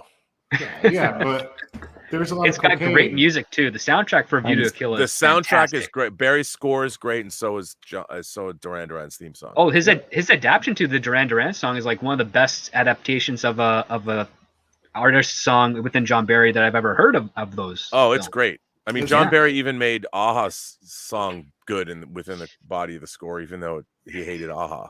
Besides Live and Let Die, obviously, because that's such a great film. I think that View to a Kill and Duran Duran was the best song, especially that they had a great music video. I like View to a Kill, but my favorite is Live and Let Die. But yeah. McCartney did a great job with that, but it could. When I was a kid, I was surprised that song came from a movie. I was like, it wasn't the other way around. Then they put it in the movie. Oh man, like, no, you made that for the movie. I was like, oh. Back when McCartney was doing stadium tours, right, like football stadium size tours, that song came on, and 150,000 people lost their mind. because it was. I mean, they literally. I mean, they turned the stadiums into light shows themselves with the crowd just involved in that. It was cool. Plus Jet. Anyway, I'm sorry. I get off on a McCartney thing. It's a totally interesting piece of music because you can put it in so many different spots and so many different voices, and it all comes together as a big overall chord. It's a really cool thing. Yeah, but no, View to a Kill was great. The song was great. I'm sorry, Grace Jones was really great in that. Christopher Walken was fun. I love Christopher Walken. Yeah. This. The problem is I love Bond. I grew up on it. I've had this discussion. I've talked about it thousands of times. I mean, my grandpa's the one that showed me the films way too young. I should not have been seeing these movies. Oh, I've been seeing the Bond films since I was 5 years old. Because there'd be Bond marathons on one of the local channels, and my parents would be like, "Well, put this on." It's like, come on, little culture. It's time to watch From Russia with Love and learn how to be a man. It felt like every Sunday there was a different Bond film, on at my grandparents' house because we had family dinner, right? And that was a tradition, and it was that's what brought me into the film. So I've loved Bond from the very beginning, and I have to say, I agree with you, Robert. The Craig run has just felt not great. I mean, it hasn't felt good. I mean, Casino Royale is the best, and I said that. I said, when you bring in a new Bond, you want that entry to be the beginning. You want it to be impressive. You need to hook the audience that that's the new Bond. And I thought it did it. It stuck it, but it was a little too Jason Bourne for me. Yep. And that's that's what I've been saying for a long time. I think a lot of people have also said the same thing. But it just I just never connected with him after that. I thought that Skyfall was a hell of a film. Spectre was not good. So Martin Campbell's mandate when he was brought back to reboot Bond for a second time technically was to make it more like Bourne, because that was the big series at that time. And I'm surprised he said, yeah, okay, let's do that, because this guy he brought Bond back with GoldenEye. Like, Bond had been in a little bit of a sleep in between at that period. And GoldenEye was an incredible film. And it felt still very much like a Bond movie. Yeah. And you know what? Now that you brought that out there, Robert, I think you're right. I think they were chasing other bigger, better things for this entire run. I think that's exactly on. Well, it's what happened to Bond in the 70s. Live and Let Die was a response to blaxploitation movies, and Man with the Golden Gun was a response to Bruce Lee's martial arts films. Yeah, well, I liked Man with the Golden Gun. It very much is Enter the Dragon, isn't it? They try. They try. Did. Yeah, they did try that. Bond posing as a wax figure of himself. I don't know. You only live twice, though. Seeing big old Sean Connery with the bad wig trying to pretend he's Japanese. What the? Oh yeah, that was terrible. I still like that movie. I don't care what anybody says. That's the case. Is we're talking about films that we like, right? We love these films, and we can talk badly about them because they have shortcomings. Brian Barth asks, apparently Cary Joji Fukunaga is adapting Kubrick's unmade film Napoleon. I can see that happening. I know. That's an epic I thought script, the whole thing was that he did a shit ton of research and never finished it. Yeah, because the research is there. Yep. Wow. That's the first I'm hearing of it, though. Napoleon was very interesting. He carried a leper while he was in Egypt and buried him himself, and he didn't catch leprosy. Very odd.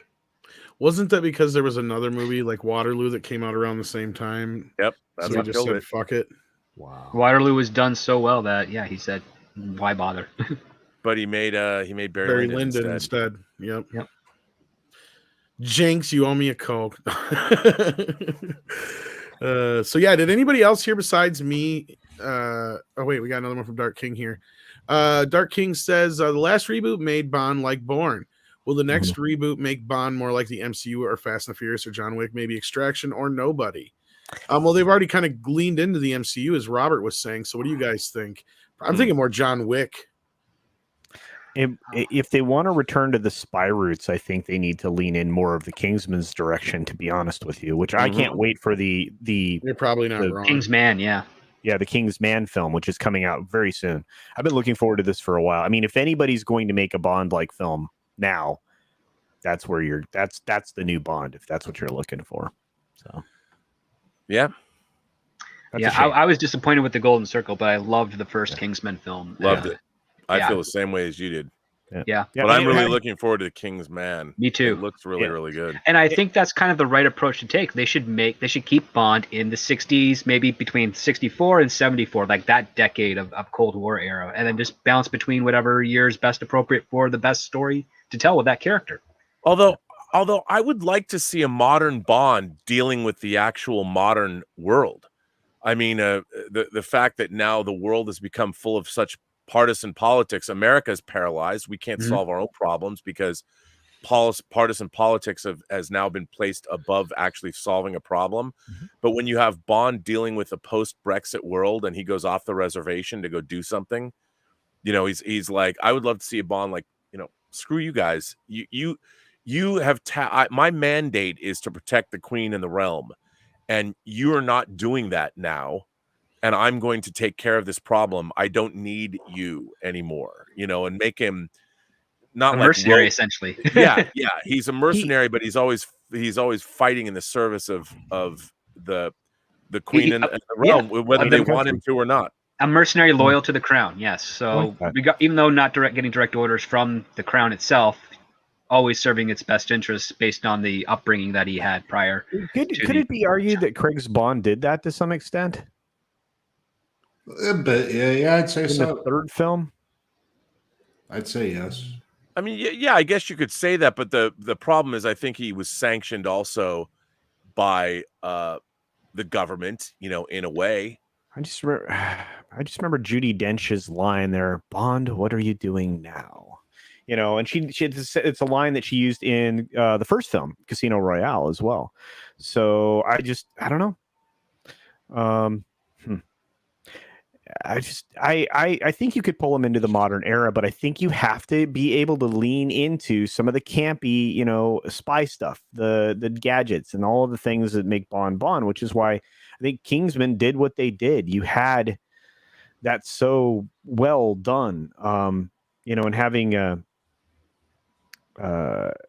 just everything about it, and to have him be mentored at the very beginning, and you got to see that process, so you don't just automatically have said skills, and so you got to see the birth of Egerton's character, and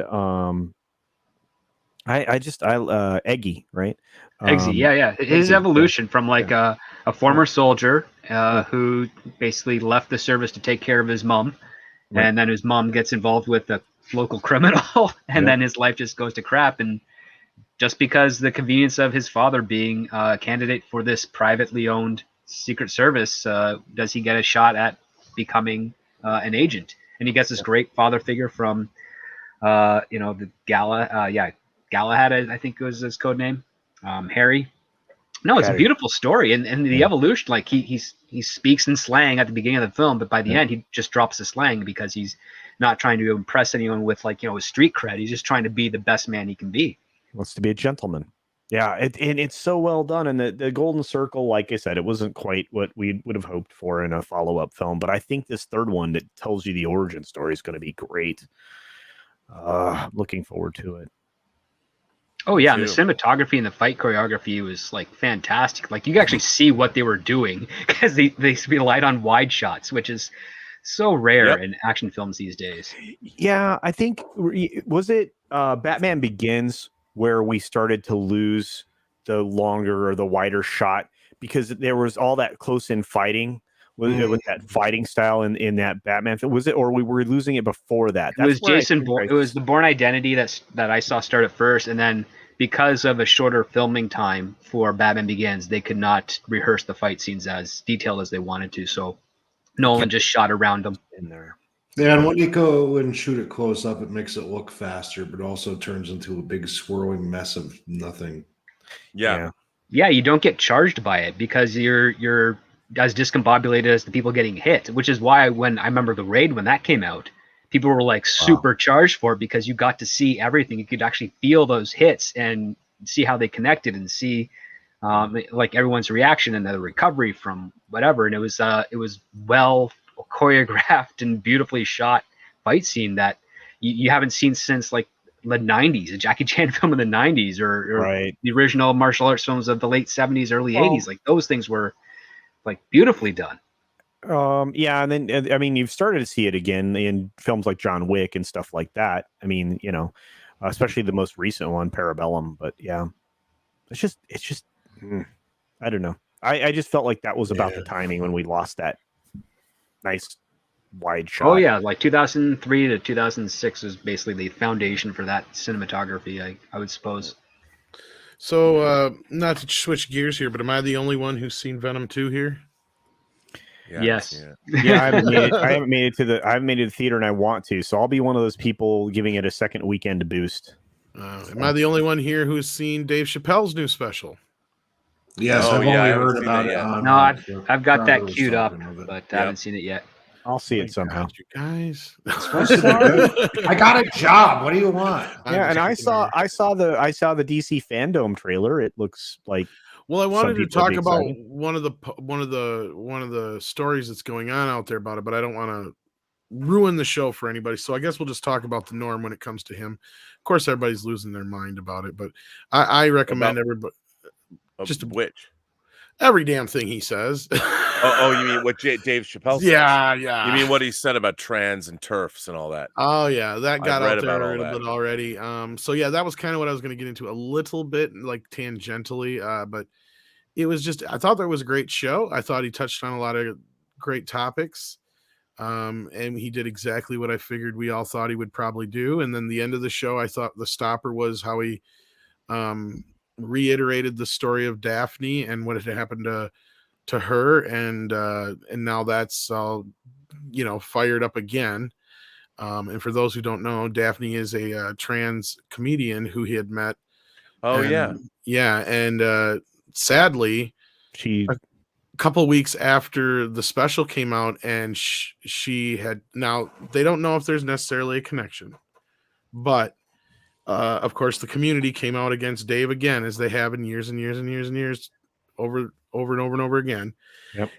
And Daphne came out in his defense, and less than 2 weeks after that, after a bunch of tax and canceling on the part of her own community, she decided to take her own life. Yep. And let's just say that Dave made sure that his feelings were known on that by the end of the special. Wow. Because it takes a very serious turn at the last moments, and you feel it. And it's, I mean, this is probably, like, I will always say, like, his best special ever was Killing Him Softly, like pound for pound, laugh for laugh.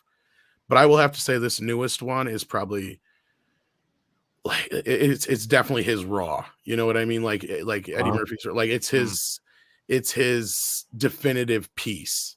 You know what I mean? Like it's probably going to stay with him forever. And I think it was a very powerful piece. On top of the comedy was spot on, and it was great, and I can't recommend it enough. So yeah. But yeah, just the story was tragic, and how it went down and everything. And he goes through the whole thing in the whole stand-up. So for those who don't know the whole thing, you'll get to see it there. But I do suggest you see his other special before you see this one, Sticks and Stones, because this kind of is a completion of that in a way. So, like, and he did do a couple of specials that were, like, in between there, I think, but, like, it's all of his specials are on Netflix right now except for his older ones. So go ahead and check them out if you got a chance to. I definitely recommend it, and so does Alexander, looks like in the chat. So yeah, I've heard good things about it. I've heard some people upset about it, but it's getting the same kind of coverage you would expect in the trades, like it's going to always get. Yeah. So. Well, no, because he also said a few other things that don't, jive well with a lot. Because he not to go too far into it, like I said, but he kind of hangs this whole thing on that he's a feminist. Because he goes, I didn't realize that the definition of feminist was the equality for men and women. Now here, I always thought a feminist was a man hating dyke. Wow. So many words. No, those are the bra burners of the 1960s. Yeah, so he starts with that, and by the end, he keeps saying, I am a feminist. And then he gets on the whole thing with, J.K. Rowling, and gets into that whole thing. So, wow. He gets into a lot of shit in this. Mm-hmm. There's a few things that you can tell he wants to talk about that he can't, but, Wow. Yeah, as Rob says, they changed the definition. That's for sure.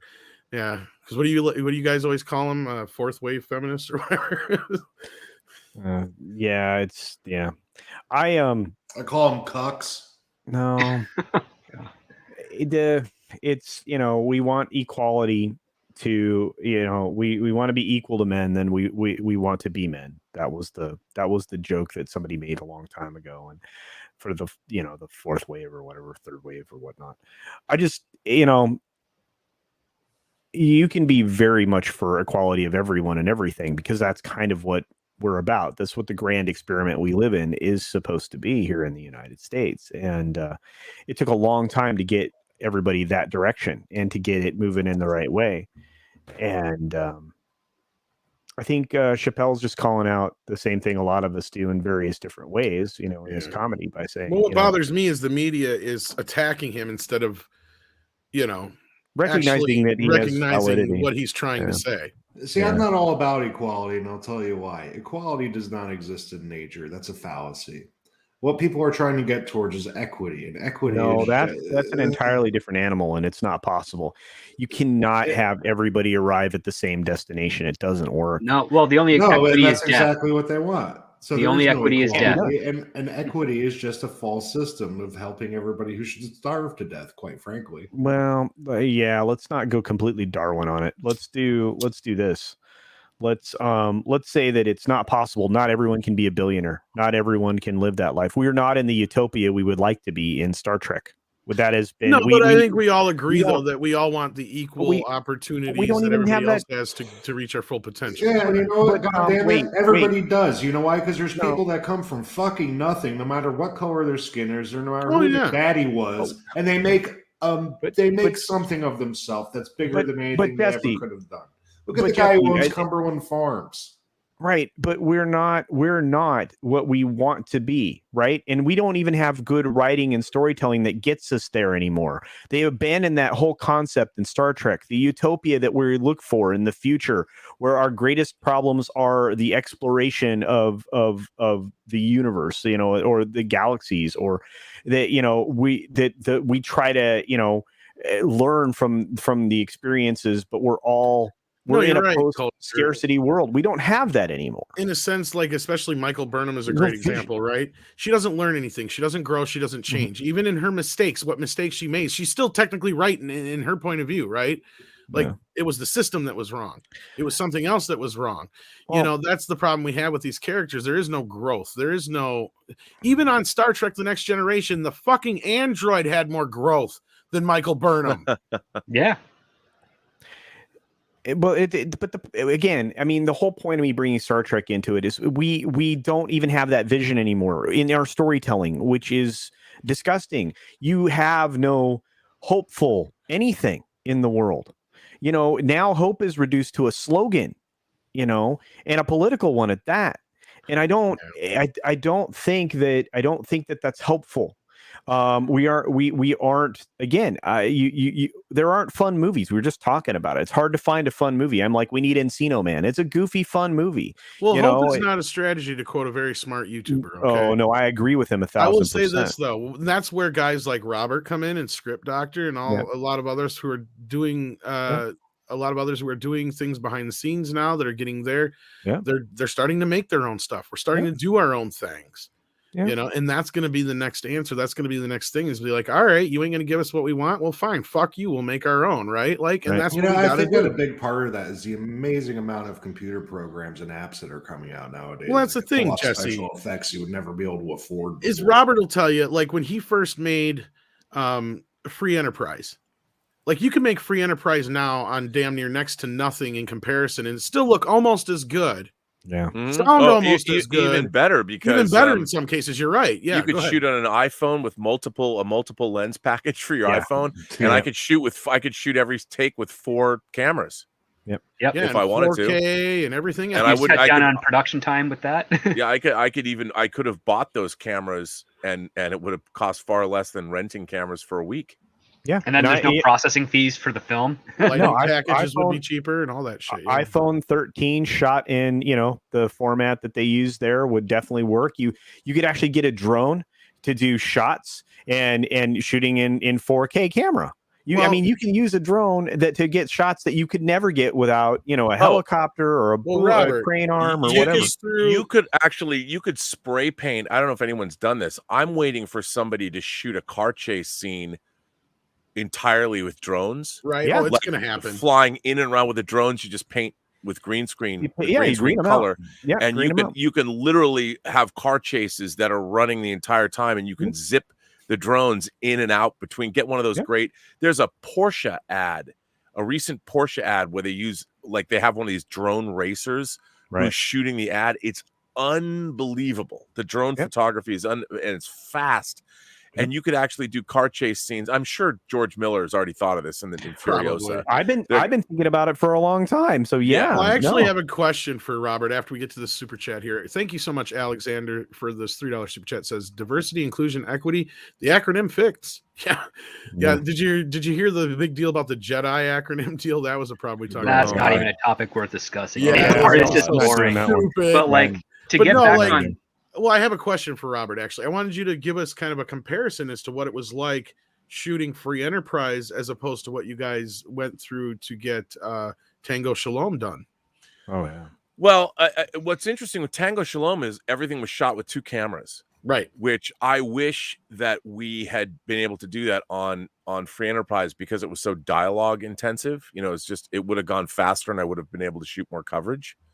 So having 2 cameras would have been, but we could then if you have 2 cameras, you have to have 2 operators, and two loaders, and so it becomes 2 DITs. Actually, not 2 DITs, but so it would have been easier to make the movie. And one of the things about Free Enterprise is we didn't know what we didn't know. I mean, we had 40 locations in 24 days. That was insane. Every day was a company move. I mean, it was nuts. But it was shot like I would call it a major independent feature film, right? Yes. And Tango Shalom was much more stripped down. I mean, they even had less when they were making Tango Shalom than we did when we were doing Free Enterprise. But it I think nowadays it's really the same methodology. I mean, if you have a competent crew that really knows what they're doing, and if you have a director that knows what he wants to, or she wants to shoot, I think you're it's the same as it ever was. What's really cool now is the camera can be moved around a lot more than it could be back then. Cameras are much smaller, lighter. Everyone's shooting digitally. We shot with film on Free Enterprise, and with Tango Shalom, we were shooting digitally. So I would love to make a movie digitally now. I mean, it would be so much fun because the image is almost indistinguishable from film. You can add grain, you can do whatever you want, and you can one of the see great it things on about the fly too, right? As opposed to film, obviously you had to wait days to see it. Absolutely, and with Tango Shalom, what was so much fun, we edited the original. We edited the film in 5K, and that gave us a lot of leeway to blow into the frame, to reposition things, which we did on almost every shot, and it really helped out a lot. And then when we color timed the movie, it's so much easier now digitally that these tools just didn't exist back then. And I remember, when I was doing we were doing the special features for Lord of the Rings, for Fellowship of the Ring, I one of the pieces I did was on the digital grading of the movie. And that digital grading software that they used back in 2000 and 2001 to grade Fellowship, it didn't exist. It was new proprietary software, the same way that Massive was. And I remember just like, oh my God, the way they could isolate people's eyes and just bring up the brightness of their eyes. I'm like, holy shit, this is amazing. My memory at that time, like the only movie had really that had used digital grading would have been like Oh Brother, Where Art Thou? And I think that was even a little later. Although was it? I don't know. I think it was just before. That's why. And Amelie too. Amelie. I was gonna say there was only like 1 or 2 because I remember Oh Brother, Where Art Thou came out when I had the video store, and Lord of the Rings came out that Christmas. So I think that came out just before. But yeah, I think you're right, because at that point, those were that was the first movie I ever remember seeing the digital color grading on, and since then I haven't liked it. Well, it depends again how it's used. Yeah, if it's used subtly, I'm not a big deal. But like you get to like the Marvel movies now and shit, Like, it is just so bad. And some of the DC films and some of the other stuff that we watch now, it's just the color grading is so horribly done, and all the blue washes they do and stuff. Yeah, because it loses saturation and gets washed out. Yeah, well, and then you were talking, Robert. I don't know if you got to see it yet. The 4K version of Star Trek. Did your fears kind of carry over into the 4K, or is it? No, it an looks anomaly. You mean the new Star Trek, the ones that just came out? Yeah, because you said that and I kind of see what you were saying, if you're correct. Because I don't see. Here's my problem with the first film. I've only seen the original version like a few times, because back in the day, the tape I had was that weird special cut they put out where it was just basically the TV cut put on VHS with a few of the other ones. So it was like the extended cut. I watched the director's DVD cut more times than the other one. So that's the only one I have in my memory as far as color timing. That's the only one you need. Yeah, well, right. But like I watched the 4K edition and it looks beautiful, but I noticed what you were saying, where the whole movie is basically a blue wash, except for when you're on Vulcan and it is orange as shit. Yeah, I mean they took liberties with the color timing. And I know the people that are now working on the new 4K version of the director's cut are being able to fix the things that were there. Yeah, I think that's going to be. I hope they just use the DVD as a reference, well, it's all the people that worked on that are working on the 4K version of the director's edition, the motion picture, worked on that DVD. Okay, good. And I can't say what I've seen, but I saw something that I was absolutely gobsmacked by. Good. From the 4K version of the TNG. Now that's one I can't wait for. I mean the TMP director's edition. Right. Now, are they doing that on just streaming only, or do you know if they're ever going to release it on video? Well, right now all they've said is that it's going to be for Paramount Plus. Right. But I would imagine that they would. I mean, Star Trek people still buy that stuff, so. That's my thing, because I'm not even sure. I don't know if you've been hearing what's going on. I'm not even sure how much longer Paramount Plus is going to be around. Well, yeah, or Paramount itself. Yeah, I've been hearing the same thing, sir. There's lots of crazy stuff happening. I mean, I don't know. It's I don't know. I mean, our odds are up now that it's a tragic thing, because it's one of the founding studios of Hollywood. So yeah, but at the same time, the people that are running it right now, they don't deserve it. No. That they have destroyed so much shit over there that somebody else needs it. Unfortunately, they're going to move all the major IPs, from what I heard, into areas so when they do sell that, CBS will still probably hang on to some of that shit. Yeah. Yeah. I can't believe they got rid of Jim Giannopoulos. I mean, I'm blown away by that. They lost two major elements of that in replacing them with the current person. Well, that's when I knew shit was out the door. Like, everybody was like, we thought there's a reason things were going to go the right way. Well, no, Kurtzman had his face between the right butt cheeks. Let's just say, But again, if they're going to be moving stuff around and you're looking to sell it off or sell off pieces, Mr. Klutzman's among the top 50 most powerful showrunners now in television. Do you know that, according to Deadline or whatever it was? Well, it's just the amount of shows he's got. I would point to Clarice and say, really? Yeah, exactly. Well, thing is that he's in a competition with Greg Berlanti, who has, I think, the most at the moment. Yeah, Berlanti has 700 shows right now. Too many. Yeah. And the thing is, those are not people that I would argue are creative in any way or fashion. No, the CW is kind of like a preview of what Disney Plus is going to be. It's where every sidekick gets their own fucking show, and every fifth or sixth fucking character gets their own show. Yep, and they're canceling the books for those characters too. So, yeah, did you read the Coda? Which one? I saw the announcement for Coda. This, and it's trying to reconcile Star Trek with what's going on at Secret Hideout, right? Yeah, I mean, I am a huge fan of the Star Trek novel continuity of the last 20 years because the people writing it really love Star Trek. They love they love this continuity, and because Picard, because they didn't think anyone was going to make other shows, so for 20 years, Pocket Books and CBS has allowed this continuity to be published. These authors have created a very intertwined continuity, everything post Nemesis and post Dominion War. Right. And it's been really interesting. And it's gone on for since 2002. And because Picard, what happens in Picard is irreconcilable to the novel series, and obviously the TV shows or the movies trump anything in the publishing empire, the authors actually said, can we end, in order to like do what we're doing, can we have an opportunity, unlike the Star Wars expanded universe, to end our continuity and reconcile it with what's going on? And because the Star Trek book franchise is still a moneymaker, they said yes. So David Mack, Dayton Ward, and James Swallow were allowed to create this. You know what it is? It's Crisis on Infinite Earths in the Star Trek universe. Oh wow! And it's pretty interesting. I mean, I thoroughly enjoyed the new book. And well, that you don't makes have sense considering the fact that everything from 2009 and on does not feel like it's part of any universe that's Star Trek. No, and so I mean, it is the and what I have to say about this book, so they took aliens that had potential from the Next Generation, but have never been favorites of anyone's, to put it mildly, and they actually made them not only cool, but perhaps the most dire threat the Star Trek universe has ever faced.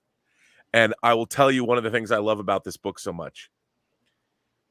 They feed on the energy of living beings.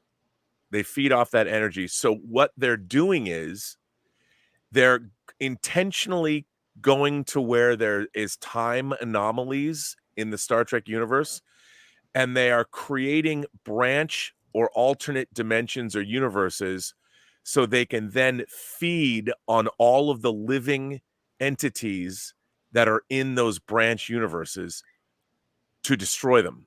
These are the Time Arrow aliens, right? Oh, you had to say it. But yes, I was going to say, I know it's a spoiler alert, but yes. The Times Arrow aliens, the Davidians. That's such a good idea. Yeah, and I'm like, what a and of course, by doing this, they're so whenever there's been a time anomaly somewhere in the Star Trek universe, like we've seen time travel things, and they go to those anomalies and they exploit those anomalies, and they're able to create branch universes. And then when the branch universes are created, they go devour so it'd be like, imagine the Marvel Universe multiverse, and we've got our universe, whatever the base universe is. Now the base universe is, assuming it's the base universe, I don't know, but let's say it's our base universe that had these time anomalies in it. And so these creatures are going through and they're exploiting every one of those time anomalies, and they're creating branch universes at those anomalies, and they're devouring every creature in the entire universe. And as a result of that, our base universe is under threat of being destroyed. Reality itself is going to be destroyed. Wow. And I'm like, well, that's a threat. Like that's really horrific. And what's really cool about this is that, talk about fan service. I mean, they make fan service work. So we all know that if you're a Next Generation fan, that Wesley Crusher leaves with the Traveler that we saw in the first season of Next Gen to become a Traveler, that he will be beyond time, beyond space. So it's Wesley Crusher that is now hundreds of years old as a Traveler, who has been trying to figure out who the fuck is doing this and where are they doing this from and why are they doing it. And he's been outrunning the destruction of these universes, trying to figure out what's been going on, kind of like the character of Pariah in Crisis on Infinite Earths, who's watched all these universes die. And so he's trying to figure out what's going on and who's doing this and why are they doing this. And they're trying to destroy him because he's the only person that's all the Travelers are the only people that are outside of space and time that can transcend all these things. So they're the only people that can either warn the rest of the universe or stop anybody from doing anything about it. And the people that we don't know where they are the Q, where they're like, where's the Q? What's happened to them? So nobody knows what's going on with them. Wow. But I mean, who would have thought? You know what? If it comes down to either Wesley living forever or the universe just being completely undone, that's a hard choice. I mean, it's. I got to tell you. I mean, should we interfere with them or what? It's pretty fun. See, I mean, you recounting that story reminds me of the old Star Trek the Animated Series episode of the Inverted Universe that they go to. Yeah. And I'm wondering if that will have a play later on in the series, because that has some interesting effects that could have fun with this type of storyline. Oh yeah, I mean and the thing is, these authors know Star Trek so well. I mean, they've created their own continuity. Somebody tweeted to me today that they're really upset that these authors are destroying their own continuity. Like all these characters that they've created, or all these situations that they've created in the last 20 years, they're just gleefully destroying them all and killing everyone. Like it's just more people die. It's unbelievable. But I'm like, it's Crisis on Infinite Earths. It's universes die. It's just like that. And I'm thoroughly enjoying it. I was kind of bummed out that the first book is I think I read it in 2 sittings. Wow. 339 pages. I mean, I tore through this book. And what's cool is they're releasing them. There's one coming out this month, and there's another one coming out next month. And all the authors, I mean, they love Star Trek. And David Mack, who's written the 3rd book, he's a consultant on Prodigy, the new animated series. And the only reason I have any interest in watching Prodigy is because of his input. But Kirsten Beyer, who wrote a lot of the great Voyager novels, she was on Discovery and Picard as a producer and a writer. But you could tell that she was marginalized, that as soon as she comes in and starts talking about canon, I'm sure Akiva Goldsman slapped down his Oscar and said, it's okay. We understand. We'll take it from here.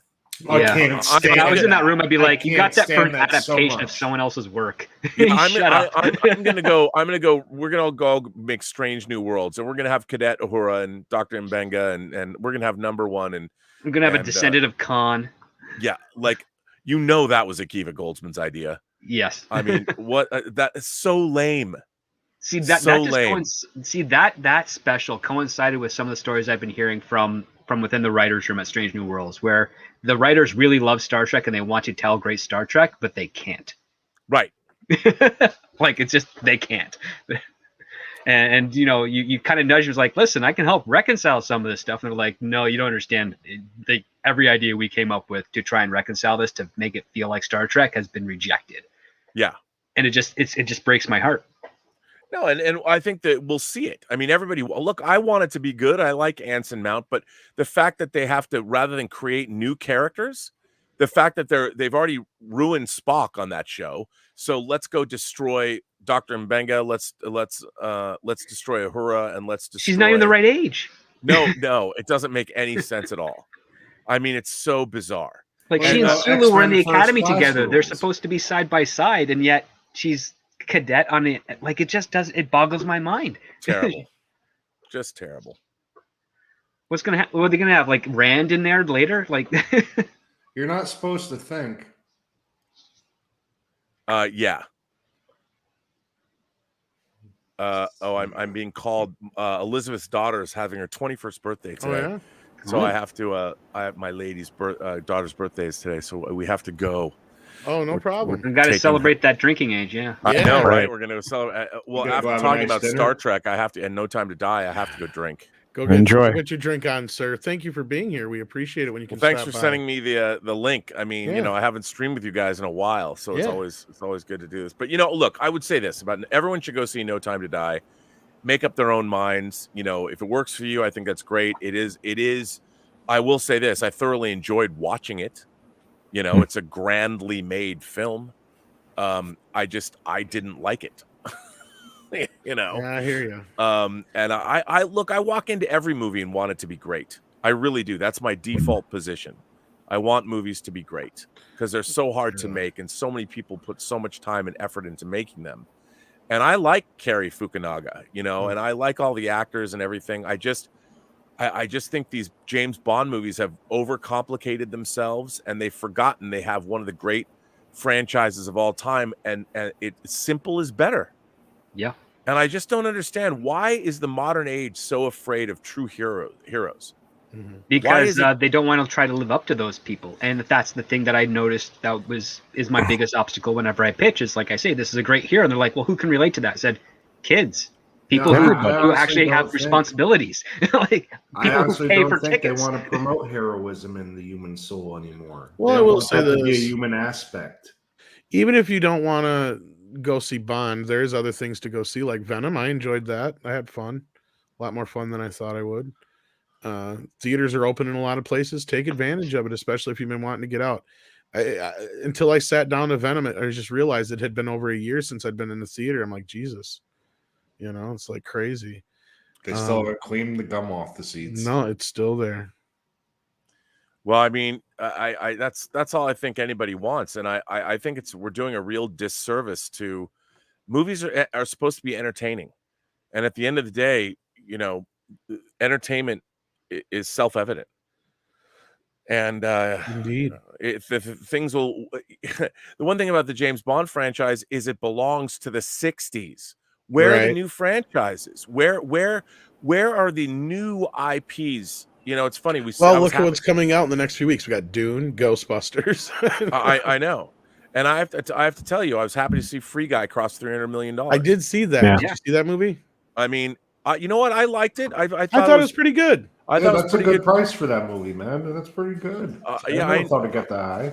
No, I enjoyed it. I was like, okay, this actually is a really interesting idea based on, you know, sandbox video games that we've all played. I thought it was clever and it was interesting and fun. You know, it's not genius, and I'm tired of watching Ryan Reynolds just play Ryan Reynolds.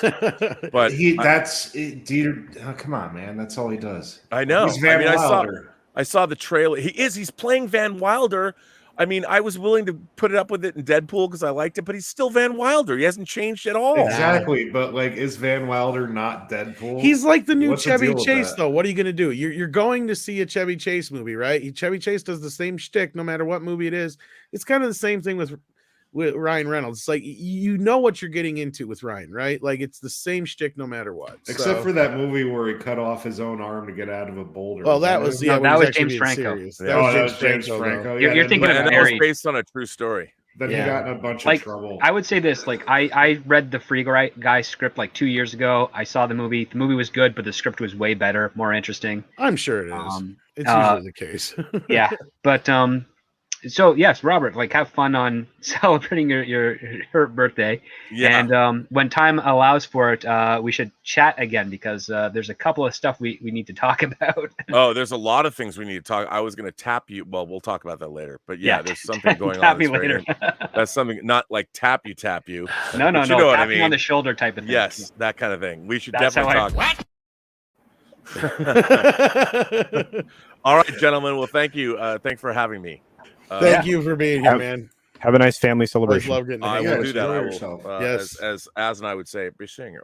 Oh, yes. Take care, sir. Thanks for being here. Sir. And with that, I think we're going to round out ourselves. Unless there was anything else on the docket to talk about, I think we covered pretty much everything. Since nobody else saw Dave Chappelle, there's nothing really to get into. I just want everyone in the chat to tweet to Hollywood to have car chases shot at normal speed again. That'd be so great. But again, they can do it in R&B's not wrong. You know, I've been thinking about great ways to use drones for a while. And well, the thing is, you got to kind of corner off a massive stretch of road or highway. Oh yeah, there are always sections of highways being built all the time. Yep. And they've shot several films on, you know, highways across the country as they were being constructed, outer loops, things like that. So, but there's also a stuntman gap too. Like for stunt drivers, again, you watch any car chase scene in the last 10 years, they are not driving more than 22 miles per hour, and you can tell based on the white line movement. They're very slow. But they move the camera really fast. They rev up the sound and everything to try and make it. And they do a lot of low angle shots. Yeah, lots of low angles. You can tell it's missing the adrenaline that's needed. Tom, yes, you have awesome Ghostbuster stuff. We know. Oh, I have a question about the whole drone idea. Now, like if I was to fly a drone straight at your face, it would stop by itself because it's got a program in there. If it has the sensors if it's if it's an expensive drone. Yeah. So now, like the focus on the camera, does it have that same kind of quickie technology? Oh yeah. I mean, there are. Yeah, I mean, if all you need is you need a 4K or an 8K Sony sensor camera. That's it, and then you can shoot. You can shoot if you shoot at the larger format, you always can bring it down and still maintain about 4K, and that's why R&B was talking about shooting at 5K, right? Right. So, but it's 5Ks. Yeah. So the goal. Well, it's that way so you can zoom in and not lose any quality. Yeah, you want to be able to bring in things and matte stuff off and all that, but it's just as you look at the technology there, these drones can go 80 miles an hour, 60, 80 miles an hour at times. Some of them And you are usually have that like a advanced. 2 mile range too. So Yeah, and you can fly them in first person. So you have first person flying. So you have a little headset. You can see everything. Plus, there's a camera on it on top of that. So you got two Oh, cameras. that sounds flying like so first much person. fun. Oh, it's Hook it up to ridiculous. a PlayStation controller But yeah, dude, it allows you to have that kind of and the fidelity of control with them is wicked good. So I mean, you get really good at it, or hire one of those guys that drone race, and you're off to the races. I mean, one summer because you of a guy I work with, I did fireworks shows, like pro fireworks shows. Yeah, and one of the guys had a drone, so he was taking photography under and it. above. Oh yeah, and it was the coolest thing. Yeah, they're amazing. Some of the great camera drones are fantastic. And I mean, to be honest with you, Disney has this theme park attraction called Soaring, and a whole lot of the footage in the most recent film for that was shot with drones and not helicopters and stuff like that. So you're seeing more and more of that. Oh yeah, you see. So I've seen some that I can tell stuff that's shot with drones. But Todd Vandersis sends in $4.99. Didn't say anything or got rejected by the Google monster. Sorry about that if that's the case. But otherwise, thank you for the donation, Todd. We appreciate that here, and that's a good way to close out the show. I think. Script. I know you've been busy, so I don't know if you got anything to plug. But do you have anything going on that you wanted to bring up or? No. Sorry, like it's all regular work and projects coming up, which is great because if everything goes really, really well, the next 2 to 3 years, there will be some pretty interesting projects for everyone to watch. Oh, that sounds good. That sounds good. And then we have Culture Casino. What you got coming up? Yeah, actually, in an hour or so, or just under an hour, or right around an hour. Let me see. I checked the exact time for you. In 67 minutes, I will be over on Comics Division's channel, doing our regular Thursday throwdown. I hop in. Sometimes I pop in. Send them my best. That's too late for me at this current junction in my life, but send those guys my best because I'll probably be watching the replay tomorrow morning. Oh, fantastic. We will appreciate that. And what's great about tonight's show is there's a lot of bounding articles it looks like we're covering. Maybe I should find a monkey article. I haven't brought a monkey article on. Yeah, bring a monkey. Bring a monkey. I haven't brought a monkey article on in a long time. Yeah, and I can't. I'm actually looking forward to tonight. So I mean, it's the big setup for Friday, and Friday's a big day here. I mean, we got amazing shows the day to night. Don't remind me that tomorrow is Friday. Okay. Oh, I know this week is a long day for me. Yeah, it is a long day for you. That's like a 12-hour day for you at least. Oh, it's more than that in some cases. But no, I do love it. But yeah, that's like, that's my day that afterwards, like Saturdays, I'm usually dead. Yeah. Saturday is a good recovery day for me until I do the gaming stream. So, but let me tell you, Twitch is starting to kick off. I didn't realize this. Of course, we didn't talk about Twitch's hack, and nobody cares. But I'm really having fun over there playing games. As soon as I'm done with this playthrough of what do you call it, Cyberpunk, I'm going to start playing Baldur's Gate 3 over there because I have early access on that. And so far, it's really cool. I would like to play that for everybody from the beginning, so we form a character and all that. I think it'd be fun. Is that some? I never played that. Is that like some good Norse mythology stuff? It's got like a mix of stuff, man. Lots of like D&D feeling to it, and very RPG. But is it a long game? Yeah, it's pretty deep. I mean, is it turn based? I think. Sorry to nerd out on you for a minute. Yeah, no. I tell you what. I'll send you all the specs so we don't bore the pants off of people. Again, we're trying to round out. So yeah. Yes. All right, man. For some people in the chat, it's already Friday. But so Jesse, anything you got going on that you want to plug? Nothing above the usual stuff. But tomorrow night we are going to be on Chef Carolyn's channel, which is Chef Nation. I'll put that in the chat for you guys. But we're going to be talking about Halloween because next week the new Halloween is coming out. So why not go over Halloween and all of its glory? Nice. Yeah. All right, kids. And then Diego says that Baldur's Gate is a D&D universe game. Yep, it is. Yep. It's a great game, and like I said, I'll send you the stuff and then Jesse, you can make a decision. It's really cool. You get it on Steam. So, do you know if they got it on console? It's not even really out yet on PC. All right. Well, with that, let's get out of here today, and thank you so much for being here, kids. We appreciate it, and we'll see you sometime this weekend. I think we're trying to plan on doing some kind of member stream at some point. So hopefully that'll happen here. Other than that, I'm sure we'll try and do some karaoke at some point too. Love y'all. Take care of yourselves and each other. What in the hell's diversity? Well, I could be wrong, but I believe diversity is an old wooden